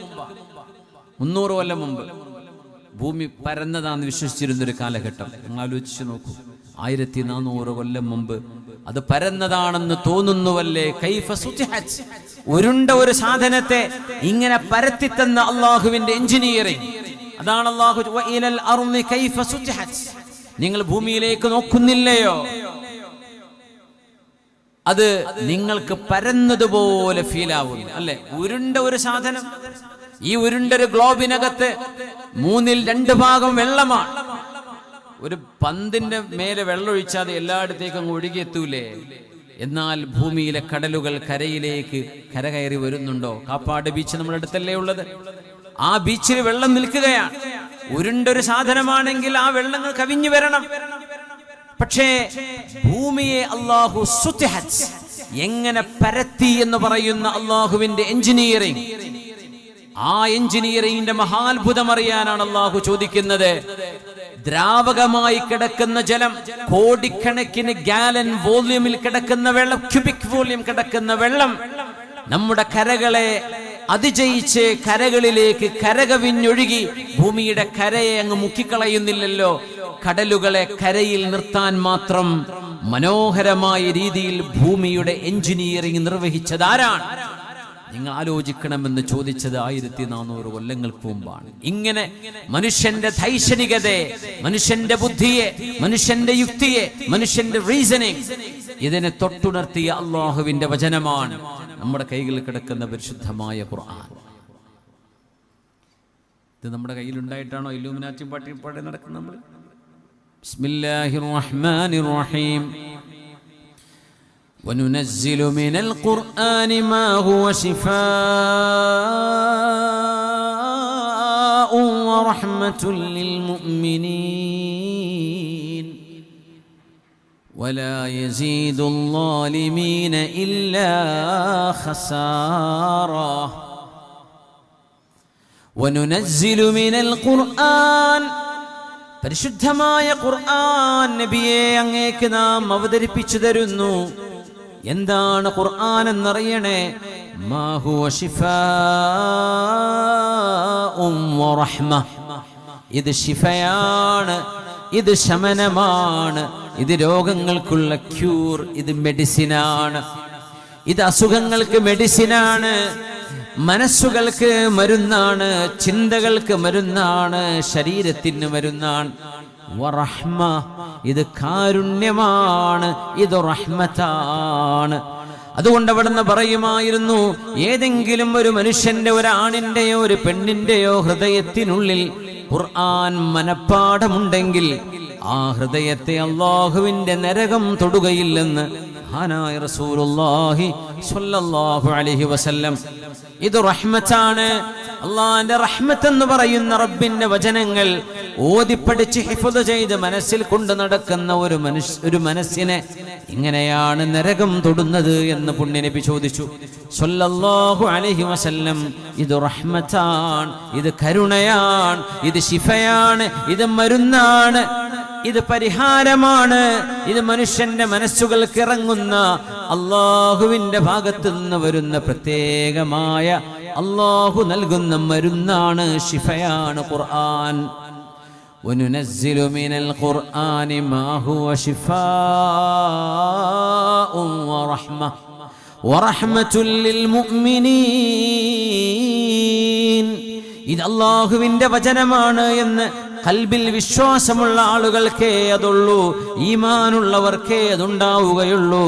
അല്ലാത്തവർക്ക് പുസ്തകങ്ങളിൽ ഒരു പുസ്തകം, അല്ലാത്തവർക്ക് എഴുത്തുകളിൽ ഒരു എഴുത്ത്, വാക്കുകളിൽ ചില വാക്കുകൾ എന്നതിനപ്പുറം അള്ളാഹുവിന്റെ വെളിച്ചം ഉൾക്കൊള്ളാൻ കഴിയുന്നത് സത്യത്തിൽ ഈമാനുള്ളവർക്കാണ്. വലാ യസീദുൽ ളാലിമീന ഇല്ലാ ഖസാറാ. പടച്ചവനെ നിഷേധിക്കുകയും അല്ലാഹു ഇല്ല എന്ന മനസ്സോടുകൂടെ ഈ ഗ്രന്ഥത്തെ സമീപിക്കുകയും ചെയ്യുന്നവർക്ക് പരാജയമല്ലാതെ മറ്റൊന്നുമല്ല ഉണ്ടാവുക. എന്നാൽ വിശ്വാസികൾക്ക് ഇത് ശമനമാണ്, ഇത് മരുന്നാണ് എന്ന് റസൂലുള്ളാഹി സ്വല്ലല്ലാഹു അലൈഹി വസല്ലം. അബൂ സഈദ് അൽ ഖുദ്രി റളിയല്ലാഹു അൻഹു മഹാനവറുടെ കൂടെ 7ഓളം സ്വഹാബിമാർ ഒരു താഴ്വരയിലൂടെ യാത്ര പോകുമ്പോൾ ഹബീബിന്റെ സ്വഹാബിമാർ, മഹാനായ ചക്രവർത്തി പെരുമാൾ എന്ന് പറയുന്ന ചേരമാൻ പെരുമാൾ പുണ്യനബിയുടെ അരികത്തേക്ക് വന്നു എന്ന് പറയുന്ന ഹദീസിനെ റിവായത്ത് ചെയ്ത സ്വഹാബിയാണ് അബൂ സഈദ് അൽ ഖുദ്രി റളിയല്ലാഹു അൻഹു. മഹാനവറുകൾ യാത്ര പോകുമ്പോൾ ഒരു കൂട്ടം ആളുകൾ ഓടി വന്ന് പറഞ്ഞു, നിങ്ങൾ മുഹമ്മദ് നബിയുടെ അനുയായികളാണല്ലേ? അതെ. ഇന്ന സയ്യിദൽ ഖൗമി സലീം, ഞങ്ങളുടെ ഗോത്രത്തിന്റെ തലവന് പാമ്പ് കടിയേറ്റിട്ടുണ്ട് എന്ന് പറഞ്ഞു. സലീം എന്ന് പറഞ്ഞാൽ പാമ്പ് കടിയേറ്റ ആൾക്ക് സലീം എന്ന് പറയാറുണ്ട്. രക്ഷപ്പെട്ടവൻ എന്നാണ് ആ വാക്കിന്റെ അർത്ഥം.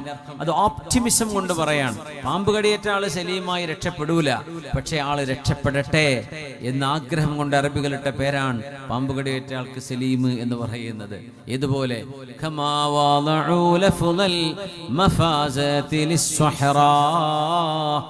മരുഭൂമിക്ക് മഫാസ എന്ന് പറയും. മഫാസ എന്ന് പറഞ്ഞാൽ രക്ഷപ്പെടുന്ന സ്ഥലമെന്നാണ്. മരുഭൂമിയുടെ നടുവിൽ ഒരാൾ വിട്ടുപോയാൽ രക്ഷപ്പെടാൻ ഒരു സാധ്യതയില്ല. അതുകൊണ്ട് അവർ പറയും ഓപ്പോസിറ്റ് പേര് കൊണ്ട് പേരിട്ടതാണ്. രക്ഷപ്പെടാത്തൊരു സ്ഥലത്തിന് രക്ഷപ്പെടുന്ന സ്ഥലം എന്ന് പറയും. എന്തിന്? അതൊരു ശുഭാപ്തി വിശ്വാസമാണ്. ആരെങ്കിലും പെട്ടുപോയാൽ രക്ഷപ്പെടട്ടെ. വല്ല ഓഫ് റോഡിനും പോയി 4x4 വണ്ടി അങ്ങ് കേടായിപ്പോയി, വല്ല മരുഭൂമി ബാറ്ററിയും മൊബൈലിന്റെ ബാറ്ററി അങ്ങ് തീർന്നാൽ, ഒരു നെറ്റ്വർക്ക് സംവിധാനം വർക്ക് ചെയ്യാതിരുന്നാൽ എവിടെ നിന്ന് രക്ഷപ്പെടാൻ? അള്ളാന്റെ വല്ല സഹായത്തിൽ ഇറങ്ങേണ്ടി വരും. പക്ഷേ ആളുകൾ പറയും അത് മഫാസ, മരുഭൂമിയുടെ പേര് രക്ഷപ്പെടുന്ന സ്ഥലമെന്നാണ്, രക്ഷപ്പെടാത്തതാണ് എന്നതുപോലെ സലീം ഞങ്ങളുടെ ഗോത്രത്തിന്റെ നേതാവിന് തേളിന്റെയോ പാമ്പിന്റെയോ കടിയേറ്റ് വിഷം ബാധിച്ചു കിടക്കുകയാണ്. ഞങ്ങൾക്കറിയുന്ന മരുന്നുകളൊക്കെ ഞങ്ങൾ പരീക്ഷിച്ചു. ഹൽ ഫീകും മിൻ റാഖ്, നിങ്ങളിൽ ആരെങ്കിലും പരിശുദ്ധ വചനങ്ങളോതി മന്ത്രിച്ചൂതി കൊടുക്കാൻ കഴിയുന്നവരുണ്ടോ? ഈ ഹദീസ് സ്വഹീഹുൽ ബുഖാരിയിൽ റിപ്പോർട്ട് ചെയ്യപ്പെട്ട ഹദീസാണ്. അവര് പറഞ്ഞു നഅം, ഞങ്ങളത് ചെയ്യാം. എവിടെയാണ് നിങ്ങളുടെ രോഗി? പക്ഷേ ഞങ്ങൾ യാത്രക്കാരാണ്, ഞങ്ങൾക്ക് യാത്ര നടത്തണം, ഞങ്ങൾക്ക് യാത്രക്ക് ചെലവുണ്ട്. ഞങ്ങൾ നിങ്ങൾക്ക് ചെയ്തു തരുന്ന ഉപകാരം കൊണ്ട് അള്ളാഹു അങ്ങാനും ശിഫ നൽകുകയാണെങ്കിൽ, നിങ്ങളുടെ നേതാവിന്റെ ദേഹത്ത് നിന്ന് വിഷം താഴെ ഇറങ്ങുകയാണെങ്കിൽ ഞങ്ങൾക്ക് നിങ്ങൾ പാരിതോഷികം വല്ലതും തരണം. അവർ പറഞ്ഞു ഞങ്ങൾ തരാം. ഒരു കൂട്ടം ആടുകൾ തന്നെ ഞങ്ങൾ തരാമെന്ന് പറഞ്ഞു. അങ്ങനെ മഹാനായ അബൂ സഈദ് അൽ ഖുദ്രി റളിയല്ലാഹു അൻഹു ആ തേളോ പാമ്പോ കടിച്ച മനുഷ്യന്റെ തലയിൽ കൈവച്ചുകൊണ്ട് ഓതിക്കൊടുത്തു 7 പ്രാവശ്യം ബിസ്മില്ലാഹിർ റഹ്മാനിർ റഹീം അൽഹംദുലില്ലാഹി റബ്ബിൽ ആലമീൻ അർറഹ്മാനിർ റഹീം മാലികി യൗമിദ്ദീൻ ഇയ്യാക നഅ്ബുദു വഇയ്യാക നസ്തഈൻ ഇഹ്ദിനസ് സിറാത്തൽ മുസ്തഖീം صراط الذين أنعمت عليهم غير المغضوب عليهم ولا الضالين آمين. 7 തവണ ആ മനുഷ്യന്റെ തലയിൽ കൈവച്ച് ഊതിക്കൊടുത്തു. അബൂ സഈദ് അൽ ഖുദ്രി തങ്ങൾ മന്ത്രിച്ചൂതി കൊടുത്തു വിശുദ്ധ ഖുർആൻ.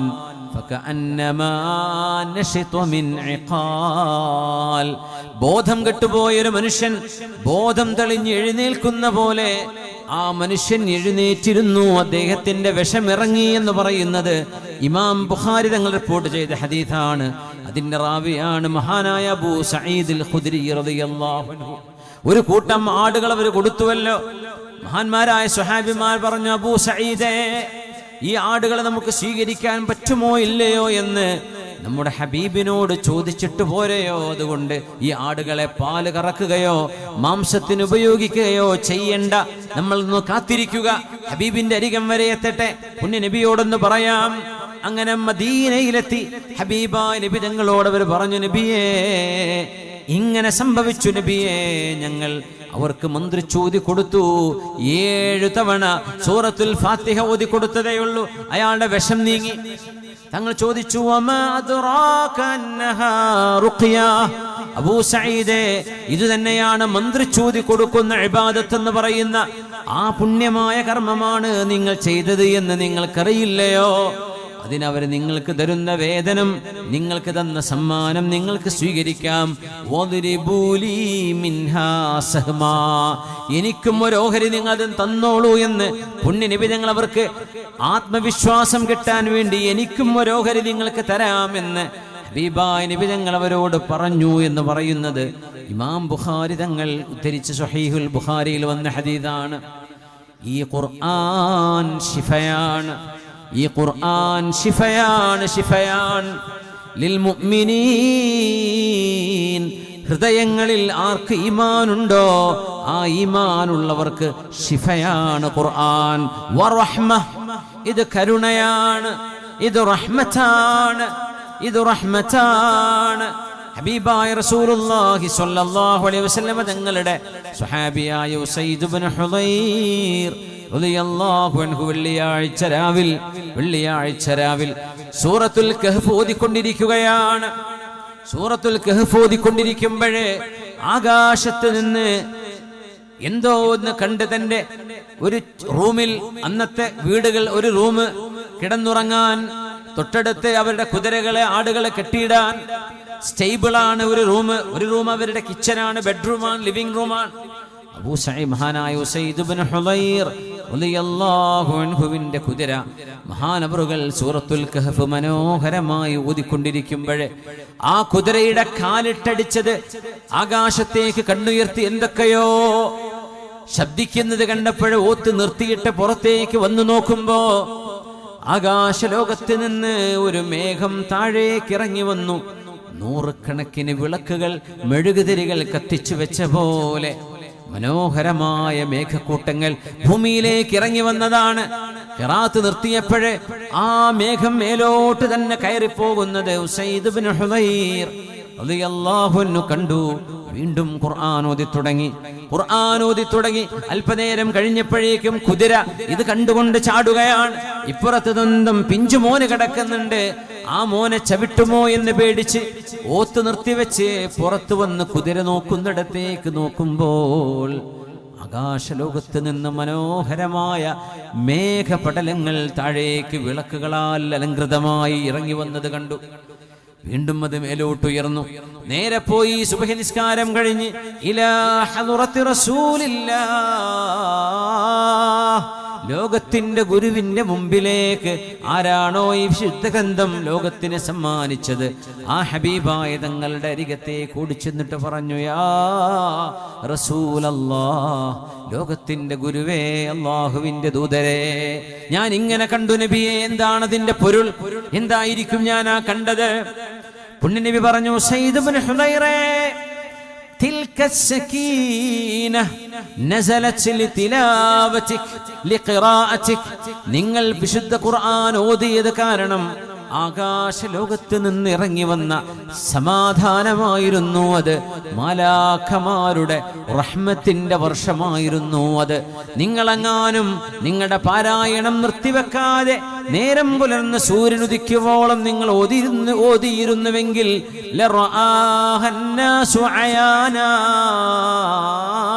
ജനങ്ങൾക്ക് അവരുടെ കണ്ണുകൊണ്ട് തന്നെ ഈ മേഘപടലങ്ങളാൽ മേഘങ്ങൾ ദീപാലങ്കൃതമായി ഭൂമിയിലേക്ക് ഇറങ്ങി വന്ന ഈ സക്കീനത്തും സമാധാനവും റഹ്മത്തും ജനങ്ങൾക്ക് കാണാൻ കഴിയുമായിരുന്നു. എന്തേ നിങ്ങൾ ഓത്ത് നിർത്തിവെച്ചത് എന്ന് ചോദിച്ചു. ഉസൈദ് ഇബ്നു ഹുദൈർ റളിയല്ലാഹു അൻഹുവിനോട് ചില അനുഭവങ്ങളെ പുണ്യ നബിയുടെ കാലത്തും അതിനുശേഷവും അള്ളാഹു നൽകുന്നത് നമുക്കൊക്കെ ബോധിക്കാൻ വേണ്ടിയാണ്. അത്ഭുതങ്ങൾ കണ്ടുകൊണ്ടല്ല ഇസ്ലാം വളരുന്നത്. നമ്മൾ അത്ഭുതങ്ങളല്ല വിശ്വസിക്കുന്നത്, ശുദ്ധ ഖുർആനും തിരുനബിയുടെ സുന്നത്തും, അതാണ് നമ്മുടെ പ്രമാണം. ആ പ്രമാണങ്ങളെ ശരിവെക്കുന്ന അത്ഭുതങ്ങൾ നമ്മുടെ ഈമാൻ വർദ്ധിക്കാൻ വേണ്ടി. ഇബ്രാഹിം നബി ചോദിച്ച പോലെ, അല്ലാഹുവേ കൈഫ തുഹയിൽ മൗതാ, എങ്ങനെയാണ് മരിച്ചവരെ നീ ജീവിപ്പിക്കുന്നത് എന്ന് എനിക്കൊന്ന് കാണിച്ചു തരുമോ? ഖാല വലം തുഅ്മിൻ, ഇബ്രാഹിം നബിയെ നിങ്ങൾക്ക് വിശ്വാസമില്ലേ? ഖാല ബലാ, ഉണ്ട് റബ്ബേ, വലാകിൻ ലിയത്മഇന്ന ഖൽബി, ജീവനില്ലാതെ ചേതനയേറ്റ് കിടക്കുന്ന മാംസകഷ്ണങ്ങൾക്ക് അല്ലാഹുവേ നീ ജീവൻ കൊടുക്കുന്നത് കാണുമ്പോ എന്റെ മനസ്സിനൊരു സമാധാനവും ഒരു സായുജ്യവും അടയാനാണ്. അതുകൊണ്ട് അല്ലാഹുവേ എനിക്കത് കാണിച്ചു തരുമോ എന്ന് ചോദിച്ച ആ ഒരു ദലാലത്ത് ചോദിച്ചത് ഹൃദയത്തിന് സമാധാനം കിട്ടാൻ. അങ്ങനെ ഒരു സമാധാനം കിട്ടാനാണ് ഖുർആനിനെ ചൊല്ലിയുള്ള അത്ഭുതങ്ങള്, ഇതുപോലെയുള്ള സംഭവങ്ങൾ തിരുമേനിയുടെ കാലഘട്ടത്തിലും അതിനുശേഷവും അല്ലാഹു നമ്മുടെ കണ്ണുകൾ കാണിച്ചു തരുന്നത്. ഇത് ശിഫയാണ്, ഇത് റഹ്മത്താണ്, ഇത് മുഅ്മിനീങ്ങൾക്ക് വിജയമാണ് എന്ന് അല്ലാഹു ഊതിത്തരുകയാണ്.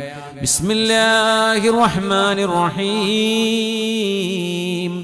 وننزل من القرآن ما هو شفاء ورحمة വറഹ്മത്തുൽ ലിൽ മുഅ്മിനീൻ വലാ യസീദുൽ ളാലിമീന ഇല്ലാ ഖസാറാ. എത്രയോ ആളുകൾക്ക് ദീനിലേക്ക് കടന്നു വരാൻ വഴിവിളക്കായി മാറിയതാണിത്. ഫമന്നല്ലാഹു അലൈനാ വവഖാനാ അദാബസ്സമൂം. നമ്മുടെ ഉമ്മയായ ആയിഷ റളിയല്ലാഹു അൻഹ പുണ്യനബി തങ്ങളോടുകൂടെ 9 വർഷം ജീവിച്ച മഹദിയാണത്. 18 വയസ്സ് പ്രായമാകുമ്പോൾ ഹബീബായ നബി തങ്ങൾ ലോകത്തോട് വിട പറഞ്ഞ വിധവയായ നമ്മുടെ ഉമ്മയാണ് ബിന്തു സിദ്ദീഖ് അൽ മുബറഅതു മിൻ ഫൗഖി 7 സമാവാത്. ഉമ്മുനാ ഉമ്മുൽ മുഅ്മിനീൻ ആയിഷത്തു സിദ്ദീഖ റളിയല്ലാഹു അൻഹാ. ആയിഷ ബീവി റളിയല്ലാഹു അൻഹ അവരുടെ ജീവിതവുമായി ബന്ധപ്പെട്ട ഒരു ആരോപണവുമായി ബന്ധപ്പെട്ട് അന്നത്തെ ചില അന്നത്തെ ചില കപടവിശ്വാസികളായ ആളുകൾ പറഞ്ഞു പരത്തിയുണ്ടാക്കിയ ഒരു കെട്ടുകഥ. ആ കെട്ടുകഥ നുണയാണ്, അത് കെട്ടുകഥയാണ് എന്ന് അള്ളാഹു തെളിയിച്ചത് സൂറത്തുൻ നൂറിലെ 11ഓളം ആയത്തുകൾ ഇറക്കിക്കൊണ്ടാണ്. ആയിഷ ബീവി പറയുമായിരുന്നു, എന്റെ വിഷയം അത്രമേൽ ഗൗരവമുള്ളതാണെന്ന് പോലും എനിക്ക് തോന്നിയിരുന്നില്ല. ലോകാവസാനം വരെ ഓതുന്നവർക്ക് ഞാൻ നിരപരാധിയാണ് എന്ന് ബോധ്യപ്പെടാനുള്ള ആയത്തുകളായി എന്റെ വിഷയത്തിൽ അല്ലാഹു സൂറത്തുൻ നൂറിൽ ആയത്തുകൾ ഇറക്കുമെന്ന് പോലും ഞാൻ വിചാരിച്ചിരുന്നില്ല എന്ന് പറഞ്ഞ നമ്മുടെ ഉമ്മയാണ് ആയിഷത്തു സിദ്ദീഖ റളിയല്ലാഹു അൻഹാ. പുണ്യനിബിതങ്ങളെ കുറിച്ച് താബിഈങ്ങൾ വന്ന് ചോദിച്ചു, ആയിഷ ബീവി, ഹബീബിനെ കുറിച്ച് ഞങ്ങൾ ഒരുപാട് കേട്ടു. ആ ഹബീബിന്റെ ജീവിതം എങ്ങനെയാണെന്ന് ഒരു രത്നച്ചുരുക്കം നിങ്ങൾക്ക് പറഞ്ഞു തരാൻ കഴിയുമോ? അതിരുകളില്ലാത്ത വാക്കുകളിൽ, അനർഘനീയമായ വിവരണങ്ങളിൽ, അണമുറിയാത്ത ജലപ്രവാഹം പോലെ ഹബീബിന്റെ ജീവിതത്തെ വിശദീകരിക്കാൻ കഴിഞ്ഞ ചരിത്ര പണ്ഡിതന്മാരുണ്ട്. ആയിഷ ബീവി ഞങ്ങൾക്ക് ഒന്ന് ചുരുക്കി പറയുമോ? വളരെ ഷോർട്ട് ആൻഡ് പ്രിസൈസ്. എന്തായിരുന്നു ഹബീബിന്റെ ജീവിതം? ആയിഷ ബീവി റളിയല്ലാഹു അൻഹ എന്ന പണ്ഡിത കൊടുത്ത മറുപടിയുണ്ട്. പുണ്യനബിയുടെ ജീവിതം കാന ഖുലുഖുഹു അൽ ഖുർആൻ, വിശുദ്ധ ഖുർആനായിരുന്നു. അവിടുത്തെ ജീവിതം ഖുർആനായിരുന്നു. കാന ഫീ ഖിദ്മതി അഹ്ലിഹി, പുണ്യനബി തങ്ങൾ വീട്ടുകാര്യങ്ങളിൽ ഞങ്ങളെ സഹായിക്കുന്നവരായിരുന്നു. നബി തങ്ങൾ വീട്ടുവേല ചെയ്യും. കാന യഖ്നിസുൽ അർള, പുണ്യനബി വീട് അടിച്ചു വാരിയിട്ടുണ്ട് എന്ന് ആയിഷ ബീവി റളിയല്ലാഹു അൻഹ. നബി തങ്ങൾ ചൂലെടുത്ത് വീടടിച്ചു വാരിയിട്ടുണ്ട്. പുണ്യനബി ഞങ്ങളെടുത്ത ആടിന് കറന്നിട്ടുണ്ട്, മിൽക്ക് ചെയ്തിട്ടുണ്ട്. പുണ്യനബി ഞങ്ങൾ പാല് കറന്നിട്ടുണ്ട് ആടിന്റെ. അവിടുത്തെ ചെരുപ്പ് കേടുവന്നത് പുണ്യനബി ഞങ്ങൾ നന്നാക്കിയിട്ടുണ്ട്. പുണ്യനബി തങ്ങൾ കീറിപ്പോയ ഹബീബിന്റെ വസ്ത്രം സൂചിയും നൂലുമെടുത്ത് നബി തങ്ങൾ തുന്നിയിട്ടുണ്ട്. ഞങ്ങളോട് തമാശ പറയുമായിരുന്നു ഞങ്ങളുടെ വീടുകളിൽ വരുമ്പോ. എന്നാൽ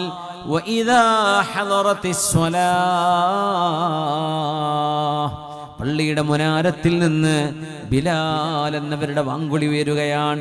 അല്ലാഹു അക്ബർ, അല്ലാഹു അക്ബർ. വിഷയങ്ങളിൽ ഏറ്റവും വലിയ വിഷയം ലോകരക്ഷിതാവിന്റെ വിഷയമാണ്, സൃഷ്ടാവിന്റെ വിഷയമാണ് അക്ബറായത്.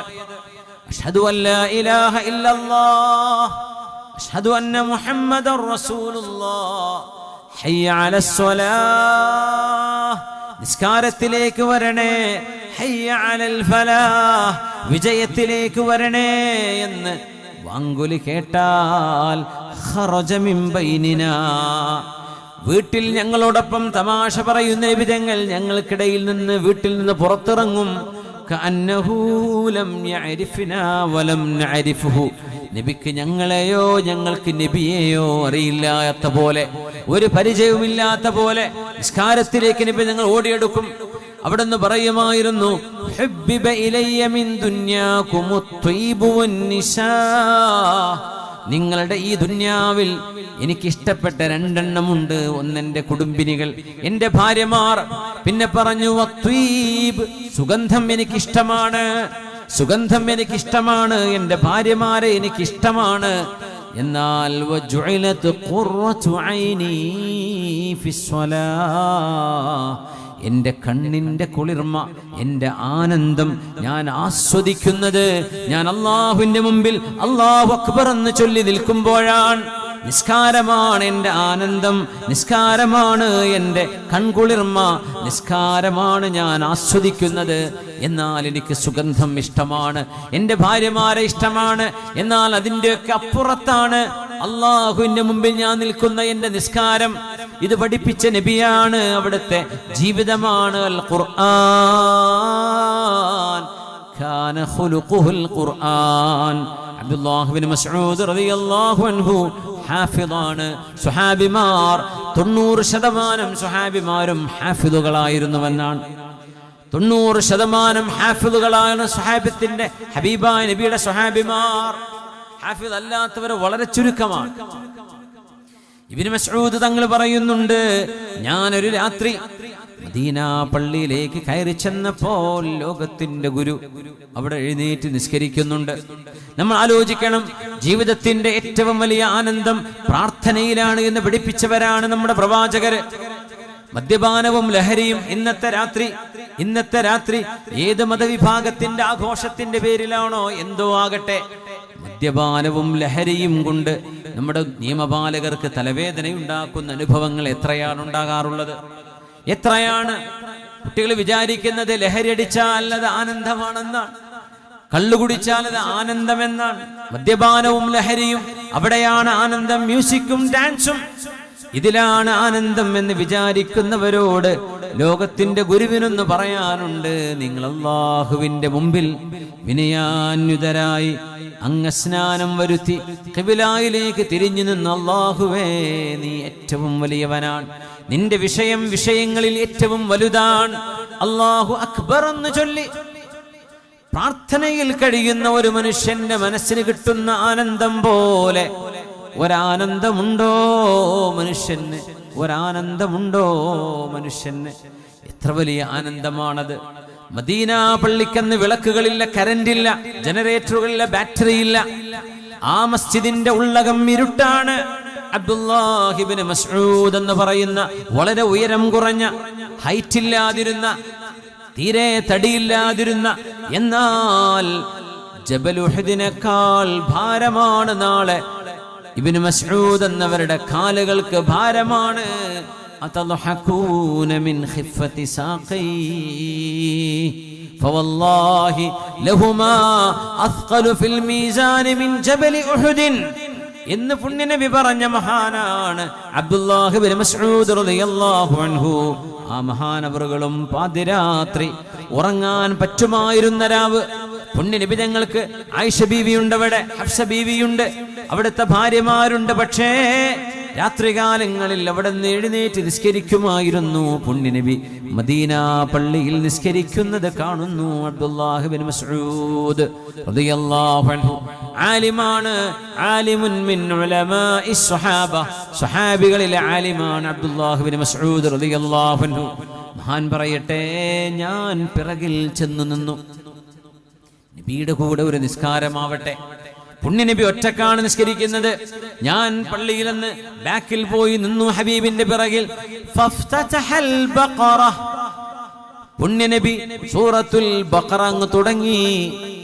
ഞാൻ വിചാരിച്ചു 100 ആയത്ത് കഴിഞ്ഞാൽ നബി റുകൂഇലേക്ക് പോകും, പക്ഷേ പോയില്ല. ഹബീബ് തുടർന്നു. 200 ആയത്താകുമ്പോൾ ഞാൻ വിചാരിച്ചു നബി നിർത്തും, റുകൂഇലേക്ക് പോകും, പോയില്ല. 200 ആയത്ത് കഴിഞ്ഞും 280 ആയത്തുകളുള്ള സൂറത്തുൽ ബഖറ പൂർത്തിയായപ്പോൾ വിചാരിച്ചു ഹബീബ് റുകൂഇലേക്ക് പോകും, സൂറത്തുൽ ബഖറ കഴിഞ്ഞല്ലോ. ഫഫ്തഹ ആല ഇംറാൻ, പുണ്യനബി സൂറത്തു ആല ഇംറാൻ ആരംഭിച്ചു. പിന്നെ സൂറത്തുൻ നിസാ ഓതി, പിന്നെ മാഇദ ഓതി. ഫളനന്തു ബിസൂ, എന്റെ മനസ്സിൽ ഒരു മോശപ്പെട്ട ചിന്ത വന്നു എന്ന് അബ്ദുല്ലാഹി ഇബ്നു മസ്ഊദ് എന്നവർ കഥ പറയുമ്പോ ഇവിടുത്തെ അനുയായികൾ ചോദിച്ചു, എന്തേ ഞങ്ങളുടെ ഗുരുനാഥരെ നിങ്ങൾക്ക് തോന്നിയത്? എന്തേ നിങ്ങൾക്ക് തോന്നിയത്? ഒന്നുമല്ല, ഞാൻ ഹബീബിന്റെ കൂടെ മഅ്മൂമായി നിൽക്കുകയല്ലേ. ആ മഅ്മൂം എന്ന പദവിയിൽ നിന്ന് ഞാനൊന്ന് താഴെ ഇറങ്ങി ഞാൻ ഒറ്റയ്ക്ക് ഇരുന്ന് നിസ്കരിച്ച് തീർത്താലോ എന്ന് എന്നെ കൊണ്ടാകുന്നില്ല. 4 ദീർഘമാറിയ സൂറകൾ പുണ്യനബി ഓതിയിട്ട് ഇശാ കഴിഞ്ഞ് ഒരൽപ്പനേരം കഴിഞ്ഞ് തുടങ്ങിയ നിസ്കാരം സുബ്ഹിയോടടുത്ത് അവസാനിച്ച 2 റക്അത്തുകളെ കുറിച്ച് അബ്ദുല്ലാഹി ഇബ്നു മസ്ഊദ് എന്നവരെ പറയാ, ആ ഓതി എത്രയോ അതിനോളം വരുന്ന റുകൂഅ് നബി തങ്ങൾ ചെയ്തു, അതിനോളം വരുന്ന സുജൂദും അവിടുന്ന് ചെയ്തിട്ടുണ്ട്. മണിക്കൂറുകൾ 6-7 മണിക്കൂറുകൾ നീണ്ട ഒരു നിസ്കാരം ഞാൻ ഹബീബിന്റെ കൂടെ നിസ്കരിച്ചപ്പോൾ എനിക്ക് തോന്നിപ്പോയി ഇത് വേണ്ടായിരുന്നുവെന്ന്. ഞാൻ ഒറ്റക്ക് നിസ്കരിച്ചാൽ മതിയായിരുന്നു, ഞാൻ ഇമാമയോടുകൂടെ എന്ന നിയ്യത്തങ്ങ് മുറിച്ചിട്ട് ഒറ്റക്ക് നിസ്കരിച്ചാലോ നീ ഇരുന്നാലോ എന്നെനിക്ക് തോന്നുമാർ പുണ്യനബി ഈ വിശുദ്ധ വചനം മനോഹരമായി ഓതിയ ഒരു നിസ്കാരം എന്റെ ജീവിതത്തിൽ അനുഭവമാണ് എന്ന് മഹാനായ അബ്ദുല്ലാഹി ഇബ്നു മസ്ഊദ് റളിയല്ലാഹു അൻഹു. അത് ആനന്ദം അറിയുമ്പോൾ അങ്ങനെയാണ്. ഉസ്മാൻ ഇബ്നു അഫ്ഫാൻ തങ്ങളോട് ചോദിച്ചു, ഉസ്മാൻ അഫ്ഫാൻ എന്നവരുടെ മറുപടിയുണ്ട്.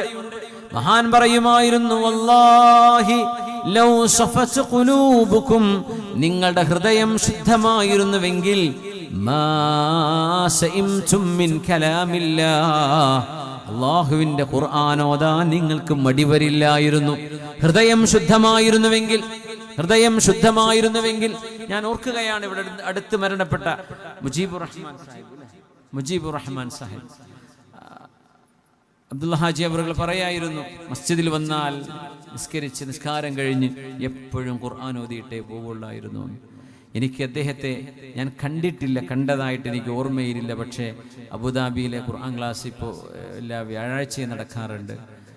ആ ക്ലാസ്സിലൊക്കെ ഒരു 10-15 വർഷത്തോളമായി അദ്ദേഹം സ്ഥിരം വന്നിരുന്ന ഒരാൾ വ്യാഴാഴ്ചത്തെ ക്ലാസ്സിലേക്ക് വരുന്ന വഴിക്ക് സെൻറ്ററിൻ്റെ അടുത്തെത്തുമ്പോഴാണ് അറ്റാക്കായിട്ട് വീഴുന്നത്. മരണപ്പെട്ടു എന്നൊക്കെ പറഞ്ഞു, പക്ഷെ അദ്ദേഹം ആ സമയത്ത് മരണപ്പെട്ടില്ല. വീണ്ടും ഒരാഴ്ചയോളം ഏകദേശം ഹോസ്പിറ്റലിൽ കിടന്നു. അങ്ങനെ അദ്ദേഹം അവിടെ നിന്ന് വഫാത്തായി.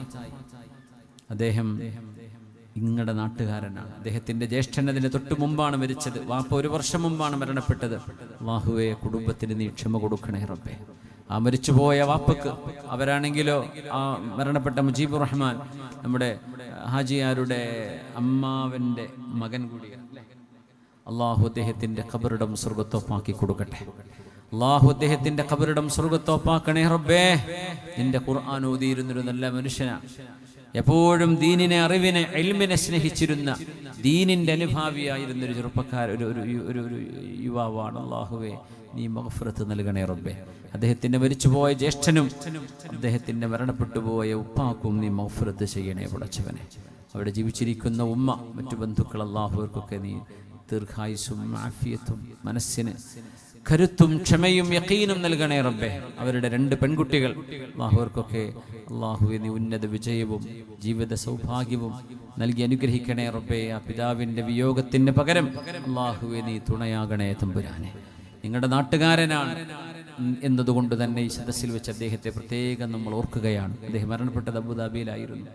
ഈ കഴിഞ്ഞ മാസമാണ്. അല്ലാഹുവേ നീ മഗ്ഫിറത്ത് ചെയ്യണേ തമ്പുരാനെ.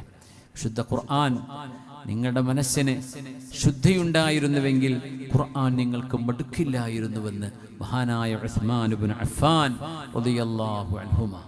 സമയം 10:30 മണിയാവുകയാണ്. നിങ്ങളുടെ ഹൃദയം ശുദ്ധമായിരുന്നുവെങ്കിൽ മാ സഇംതും മിൻ കലാമില്ലാഹ്, അല്ലാഹുവിന്റെ വചനം നമുക്ക് മടുക്കരുത്. ദാ റജബായി തുടങ്ങുകയാണ്. ശഅബാൻ കഴിഞ്ഞ് റമദാൻ, വിശുദ്ധ ഖുർആൻ അവതരിച്ചതിന്റെ വാർഷികത്തിലേക്ക് നമ്മൾ വരിക. കഴിഞ്ഞ ഒരു റമദാനിൽ പൂട്ടിവെച്ച മുസ്ഹഫുകൾ എന്ന് ഞാൻ പറയുമ്പോഴും വേദനയോടുകൂടെ നമ്മുടെ മുസ്ഹഫുകൾ നമ്മുടെ വീടുകളിൽ പൊടി പുരണ്ട് കിടക്കാതെ നമ്മുടെ കൈകളിൽ എടുത്തു വെച്ച് നാളെ നമുക്ക് ശഫാഅത്തിന് അല്ലാഹുവിന്റെ മുമ്പിലേക്ക് വരുമ്പോൾ റബ്ബേ, എന്നെ കയ്യിൽ പിടിച്ച് ഓതിയ കൈകളാണിത്, നീ ശിക്ഷിക്കരുതേ. എന്നെ നോക്കിയ കണ്ണുകളാണിത്, എന്നെ കേട്ട കാതുകളാണിത്. എന്നെ പഠിക്കാൻ വന്ന മുതഅല്ലിമീങ്ങളെ ഹാഫിളുകളെ സഹായിച്ചൊരു മനുഷ്യനാണിത് റബ്ബേ എന്ന് പറഞ്ഞ് ഖുർആൻ സാക്ഷി പറയുന്ന ആ ഒരു നാളിൽ അല്ലാഹുവേ ഞങ്ങളെ നീ നിന്റെ ഖുർആനിന്റെ ഹുജ്ജത്ത് കൊണ്ട് രക്ഷപ്പെടുത്തേണമേ തമ്പുരാനെ. നമ്മുടെ ഉമ്മയായ ആയിഷ ബീവി റളിയല്ലാഹു അൻഹയിലേക്ക് വരാം. അൽ മുബറഅത്ത് മിൻ ഫൗഖി സബ്ഇ സമാവാത്. ഉർവത്ത് ബിൻ സുബൈർ എന്നവർ പറയുന്നുണ്ട്, അസ്മാ ബീവിയുടെ മകൻ ഉർവത്ത് ബിൻ സുബൈർ റഹ്മത്തുള്ളാഹി തആല അലൈഹി താബിഈയായ മഹാൻ അബ്ദുല്ലാഹി ഇബ്നു സുബൈർ എന്നവരുടെ സഹോദരൻ, അസ്മാ ബീവിയുടെ മോൻ. ആയിഷ ബീവിയുടെ ജ്യേഷ്ഠത്തെയാണ് അസ്മാ ബീവി. ആയിഷ ബീവിയും അസ്മാ ബീവി രണ്ടുമ്മാക്ക് ജനിച്ച പെങ്ങന്മാർ സഹോദരിമാരാണ്. ആയിഷ ബീവി റളിയല്ലാഹു അൻഹയെ ഉമ്മ എന്ന് വിളിച്ചിരുന്നവരാണ് ഉർവതങ്ങളും അവരുടെ സഹോദരൻ അബ്ദുല്ലാഹി ഇബ്നു സുബൈർ എന്നവരും. ആയിഷ ബീവി റളിയല്ലാഹു അൻഹയുടെ വീട്ടിൽ നിന്ന് കയറാതെ ഞാൻ അങ്ങാടിയിലേക്ക് പോകാറില്ലായിരുന്നു എന്ന് പറഞ്ഞ ഉർവതങ്ങൾ ഒരു അനുഭവം പറയുന്നു. ഞാനൊരു ദിവസം ദുഹാ നിസ്കാരം കഴിഞ്ഞ് എൻ്റെ ഇളാമ്മയെ കാണാൻ വേണ്ടി വീട്ടിലേക്ക് കയറി ചെല്ലുമ്പോൾ ആയിഷ ബീവി റളിയല്ലാഹു അൻഹ മുസല്ല വിരിച്ച് നിന്ന് നിസ്കരിക്കുകയാണ്. ഫമന്നല്ലാഹു അലൈനാ വവഖാനാ അദാബസ്സമൂം. അല്ലാഹുവേ നീ ഞങ്ങളോട് വലിയ ഔദാര്യം ചെയ്തുവല്ലോ റബ്ബേ, നരകത്തിന്റെ ശിക്ഷ നീ ഞങ്ങൾ കേൾക്കാതെ ഞങ്ങളെ കാത്തു രക്ഷിച്ചുവല്ലോ എന്ന് പറയുന്ന വിശുദ്ധ ഖുർആനിലെ വചനങ്ങൾ ഓതി ഉമ്മ ഇങ്ങനെ കരയുന്നത് ഞങ്ങൾ കണ്ടു. ആയിഷ ബീവി റളിയല്ലാഹു അൻഹ 18 വയസ്സാണ് ഹബീബ് വഫാത്താകുമ്പോ. ബീവി അതും കഴിഞ്ഞ് വീണ്ടും ഒരു 40 വർഷത്തിലേറെ ജീവിച്ചിട്ടുണ്ട് ആയിഷ ബീവി റളിയല്ലാഹു അൻഹ. ഏകദേശം 60 വയസ്സാകുമ്പോഴാ ബീവി ലോകത്തോട് വിട പറയുന്നത്.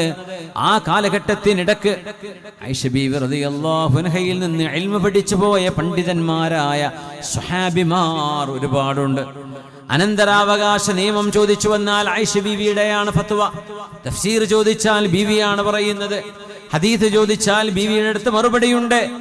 അറബികളുടെ കവിതകൾ ചോദിച്ചാൽ ഷെയറുകൾക്ക് മറുപടിയുണ്ട്. അറബികളുടെ അൻസാബുകൾ, തറവാട്, വാപ്പമാരുടെ തറവാടിന്റെ പേര് ചോദിക്കുമ്പോ തറവാട് പേര് ചൊല്ലി പറയാൻ കഴിയുന്ന നൂറുകണക്കിന് കബീലകളുടെ തറവാടിന്റെ ആ ഒരു സീക്വൻസ് അറിയുന്ന മഹദിയാണ് ആയിഷത്തു സിദ്ദീഖ റളിയല്ലാഹു അൻഹാ. മെഡിസിൻ അറിഞ്ഞിരുന്ന മഹദിയാണ്. തിബ്ബ്. ഉർവതങ്ങൾ ചോദിക്കുന്നുണ്ട്, ഉമ്മ, ഇവിടെ ഉമ്മയായിട്ടല്ല, എളാമ്മയാണ്, ഉമ്മയുടെ അനിയത്തിയാണ്, എന്നാലും ഉമ്മ എന്നാണ് വിളിക്കുക. ഉർവതങ്ങൾ ഉമ്മ. ഖുർആൻ നിങ്ങൾ ഓതുന്നതിൽ എനിക്ക് അത്ഭുതം തോന്നുന്നില്ല, ഹദീസ് പറയുന്നതിൽ അത്ഭുതം തോന്നുന്നില്ല. കവിതകൾ 4000-ഓളം വരികളുള്ള കവിതകൾ ഒരു ഇരുപ്പിൽ ചൊല്ലിയ മനപ്പാഠമുണ്ടായിരുന്ന അത്യപൂർവമായ മെമ്മറി ഉണ്ടായിരുന്ന മഹദിയാണത്. എനിക്കതിലൊന്നും അത്ഭുതമില്ല ഉമ്മ. എവിടുന്നാണ് നിങ്ങൾ മെഡിസിൻ പഠിച്ചത്? നിങ്ങൾ എവിടെന്നാണ് തിബ്ബ് പഠിച്ചത്? എവിടുന്നാ മെഡിസിൻ പഠിച്ചത്? അതെനിക്ക് അത്ഭുതമുണ്ട് എന്ന് ചോദിച്ചപ്പോ ആയിഷ ബീവി റളിയല്ലാഹു അൻഹ ഹബീബിനെ ചികിത്സിക്കാൻ വന്ന ഡോക്ടർമാരുടെ കഥ പറയുന്നുണ്ട്. അറേബ്യയിലെ വിശ്വകരന്മാരുടെ ദിമാദ് ഇബ്നു തഅലബയുടെ ഒക്കെ കഥ പറയുന്നുണ്ട്. അവരൊക്കെ വന്ന് നബി തങ്ങളെ ചികിത്സിച്ചവരാണ്. ആ ആളുകളിൽ നിന്ന് കണ്ട പ്രിസ്ക്രിപ്ഷൻ പഠിച്ചുകൊണ്ട് ആയിഷ ബീവി റളിയല്ലാഹു അൻഹ മരുന്ന് കുറിച്ചു കൊടുത്തിട്ടുണ്ടായിരുന്നു. ആയിഷ ബീവി അന്നത്തെ ഒരു ഫിസിഷ്യനാണ്, അന്നത്തെ ഒരു ഡോക്ടറാണ്, അന്നത്തെ ഒരു ചികിത്സ ചെയ്തിരുന്ന മഹദിയാണ്. ആയിഷ ബീവി റളിയല്ലാഹു അൻഹ എവിടെന്നാണ് മെഡിസിൻ പഠിച്ചത്? ഇതെല്ലാം പഠിച്ചെടുത്തത് ഹബീബായ നബി തങ്ങളിലേക്ക് വിവാഹം ചെയ്യപ്പെട്ടതിന് ശേഷമുള്ള കാലഘട്ടം. അതുകൊണ്ടാണ് പഠിക്കട്ടെ, പഠിത്തം കഴിഞ്ഞ് ജോലി കിട്ടട്ടെ, അതും കഴിഞ്ഞ് സെറ്റിലാവട്ടെ, എന്നിട്ട് മതി വിവാഹം എന്ന് പറയുന്ന പെൺകുട്ടികളോട് ഞാൻ പറയട്ടെ, സഹോദരിമാരെ, പെൺമക്കളെ, നിങ്ങൾ അല്ലാഹു അനുവദിച്ച പുണ്യമായ ശ്രേഷ്ഠമാക്കിയ ഒരു കർമ്മത്തെ നിസ്സാരമായ എക്സ്ക്യൂസുകൾ പറഞ്ഞുകൊണ്ട് നിങ്ങൾ വെറുതെ ഡിലേ ചെയ്തു കളയരുത്. ജീവിതത്തിന്റെ ഒരു സൗഭാഗ്യം നഷ്ടപ്പെടും. അള്ളാഹു അനുവദിക്കുകയും പ്രോത്സാഹിപ്പിക്കുകയും ചെയ്ത നിക്കാഹ് ഇപ്പൊ വേണ്ട, ഈ വർഷം വേണ്ട, കോഴ്സ് കഴിയട്ടെ, അത് കഴിഞ്ഞ് PG കഴിയട്ടെ, പഠിച്ചോളൂ. ആയിഷ ബീവി പഠിച്ചത് മുഴുവനും കല്യാണം കഴിച്ചതിന് ശേഷം തന്നെയാണ്. അതൊരിക്കലും പഠനത്തിന് എതിരായി വരരുത്. ആയിഷ ബീവി റളിയല്ലാഹു അൻഹ മെഡിസിൻ അറിഞ്ഞിരുന്ന മഹദിയാണ്. ഇതെല്ലാം അറിഞ്ഞിരുന്നിട്ടും വിശുദ്ധമായ ഖുർആൻ നിന്ന നെൽപ്പിൽ നിന്നുകൊണ്ട് ഓതുകയും കരയുകയും ചെയ്തിരുന്ന ഉമ്മയാണ് നമ്മുടെ ഉമ്മ. ഹബീബിന്റെ ഭാര്യമാരൊക്കെയും നമ്മുടെ ഉമ്മമാരാണ്. النبي أولى بالمؤمنين من أنفسهم وأزواجه أمهاتهم. നബി തങ്ങളുടെ അവിടുത്തെ ഭാര്യമാർ സത്യവിശ്വാസികളുടെ ഉമ്മമാരാണ്. നമ്മുടെ ഉമ്മയായ ആയിഷ ബീവി നിൽപ്പിൽ നിന്നുകൊണ്ടാണ് കരയുന്നത്. ഉർവതങ്ങൾ പറയുന്നു, എന്താണ് എൻ്റെ ഉമ്മ കരയുന്നത് എന്ന് എനിക്കറിഞ്ഞില്ല. ഫമന്നല്ലാഹു അലൈനാ വവഖാനാ അദാബസ്സമൂം. ഫമന്നല്ലാഹു അലൈനാ വവഖാനാ അദാബസ്സമൂം. അല്ലാഹുവേ, നീ തന്ന കരുണ കൊണ്ടല്ലയോ സിറാത്ത് പാലം കടന്ന് നരകം തൊടാതെ സ്വർഗത്തിന്റെ വാതിൽക്കൽ ഞങ്ങൾ എത്തിയത് എന്ന് നാളെ അല്ലാഹുവിന്റെ മുമ്പിൽ വിശ്വാസികൾ പറയുന്നൊരു വാക്കാണത്. ഫമന്നല്ലാഹു അലൈനാ വവഖാനാ അദാബസ്സമൂം. നാളെ രക്ഷപ്പെടുമോ, നാളെ രക്ഷപ്പെടുമോ, നാളെ രക്ഷപ്പെടുമോ എന്ന ഭീതിയിൽ നിസ്കാരത്തിൽ നിന്നുകൊണ്ട് കരയുകയാണ് നമ്മുടെ ഉമ്മ. എൻ്റെ ഉമ്മമാരെ, സഹോദരിമാരെ, സഹോദരങ്ങളെ, വിദ്യാർത്ഥിനികളെ, എപ്പോഴെങ്കിലും നമ്മുടെ മനസ്സിനുള്ളിലേക്ക് അങ്ങനെ ഒരു ചിന്ത വരാറുണ്ടോ? നാളെ ഞാൻ രക്ഷപ്പെടുമോ? അള്ളാഹുവിന്റെ മുമ്പിൽ എക്സാം പാസ്സാകുമോ? നമ്മൾക്ക് വലിയ ടെൻഷനാണ്. എക്സാം പാസ്സാവാൻ ദുആ ചെയ്യാറുണ്ട് നമ്മള്. മക്കളൊക്കെ ജയിക്കണം, നന്നായി പഠിക്കണം, ഉയരണം, ഉന്നതങ്ങളിലേക്ക് എത്തണം. എന്നാൽ അതിനേക്കാളും വലിയ ഒരു പരീക്ഷയെ നേരിടാൻ പോകുന്നവരാണ് നമ്മൾ. ആ പരീക്ഷയിൽ ജയിക്കുമോ ഇല്ലയോ എന്ന പേടി നമുക്ക് വേണം. അത് ജീവിതത്തിന്റെ അനിവാര്യതയാണ്. നാളെ മുന്നേറാനുള്ള കരുത്ത് കിട്ടുന്നത് ആ ഒരു പേടിയിൽ നിന്നാണ്. അവിടെയാണ് ആയിഷ ബീവി റളിയല്ലാഹു അൻഹ നിൽപ്പിൽ നിന്നുകൊണ്ട് കരയുകയാണ്. ഇതേ ആയത്ത് ഇങ്ങനെ ഓതിക്കൊണ്ടിരിക്കുന്നു. ഉർവ തങ്ങൾ പറയുന്നു, ഞാൻ ഒരുപാട് നേരം അവിടെ കാത്തിരുന്നു. പിന്നെ ഞാൻ നിന്ന് മടുത്തപ്പോ ഞാൻ വിചാരിച്ചു ഒന്ന് അങ്ങാടി വരെ പോയിട്ട് തിരിച്ചു വരാം. മദീനയുടെ അങ്ങാടിയിലേക്ക് പോയി ഞാൻ ഏതാനും സമയം ചെലവഴിച്ച് തിരിച്ചു വന്ന് നോക്കുമ്പോൾ എൻ്റെ ഉമ്മയായ ആയിഷ ബീവി അവിടെ തന്നെ നിന്നുകൊണ്ട് ഇതേ ആയത്തോതി കരയുന്നത് ഞാൻ കണ്ടു. ഫമന്നല്ലാഹു അലൈനാ വവഖാനാ അദാബസ്സമൂം. ഇത് പറഞ്ഞിങ്ങനെ തേങ്ങുകയാണ്. തേങ്ങി കരയുന്ന മണിക്കൂറുകളെടുത്ത് ആയിഷ ബീവി റളിയല്ലാഹു അൻഹ ഒരായത്തും ഓതിയിട്ട് മഹദി റളിയല്ലാഹു അൻഹ കരഞ്ഞത് ഞാൻ ഓർക്കുന്നു എന്ന് ഉർവത്ത് ഇബ്നു സുബൈർ റളിയല്ലാഹു അൻഹു. എന്തിനാ നമ്മൾ പറയുന്നത്? 1 മണിക്കൂറോ 2 മണിക്കൂറോ നിന്ന് നിസ്കരിക്കലെന്നല്ല ഞാൻ പറയുന്നത്. നമ്മൾ ഓതുന്ന നേരങ്ങളിൽ ഒന്ന് ഹൃദയം കൊണ്ട് തൊടാറുണ്ടോ അല്ലാഹുവിന്റെ വചനത്തെ? നമ്മൾ നിസ്കരിക്കുമ്പോൾ ഖൽബ് കൊണ്ടൊന്ന് തൊടാറുണ്ടോ അല്ലാഹുവിന്റെ വചനങ്ങളെ? നമ്മുടെ നാവ് കൊണ്ട് ഇങ്ങനെ ഉരുവിടുമ്പോൾ അല്ലാഹുവിന്റെ മാലാഖ, വിശുദ്ധരായ മാലാഖ ജിബ്രീൽ അലൈഹിസ്സലാം നസ്സലഹു അലാ ഖൽബിക്, അങ്ങയുടെ ഹൃദയത്തിലേക്ക് നബിയെ ഇറക്കിത്തന്ന വിശുദ്ധ മാലാഖയാണ്, റൂഹുൽ ഖുദ്സാണ് മഹാനായ ജിബ്രീൽ അലൈഹിസ്സലാം.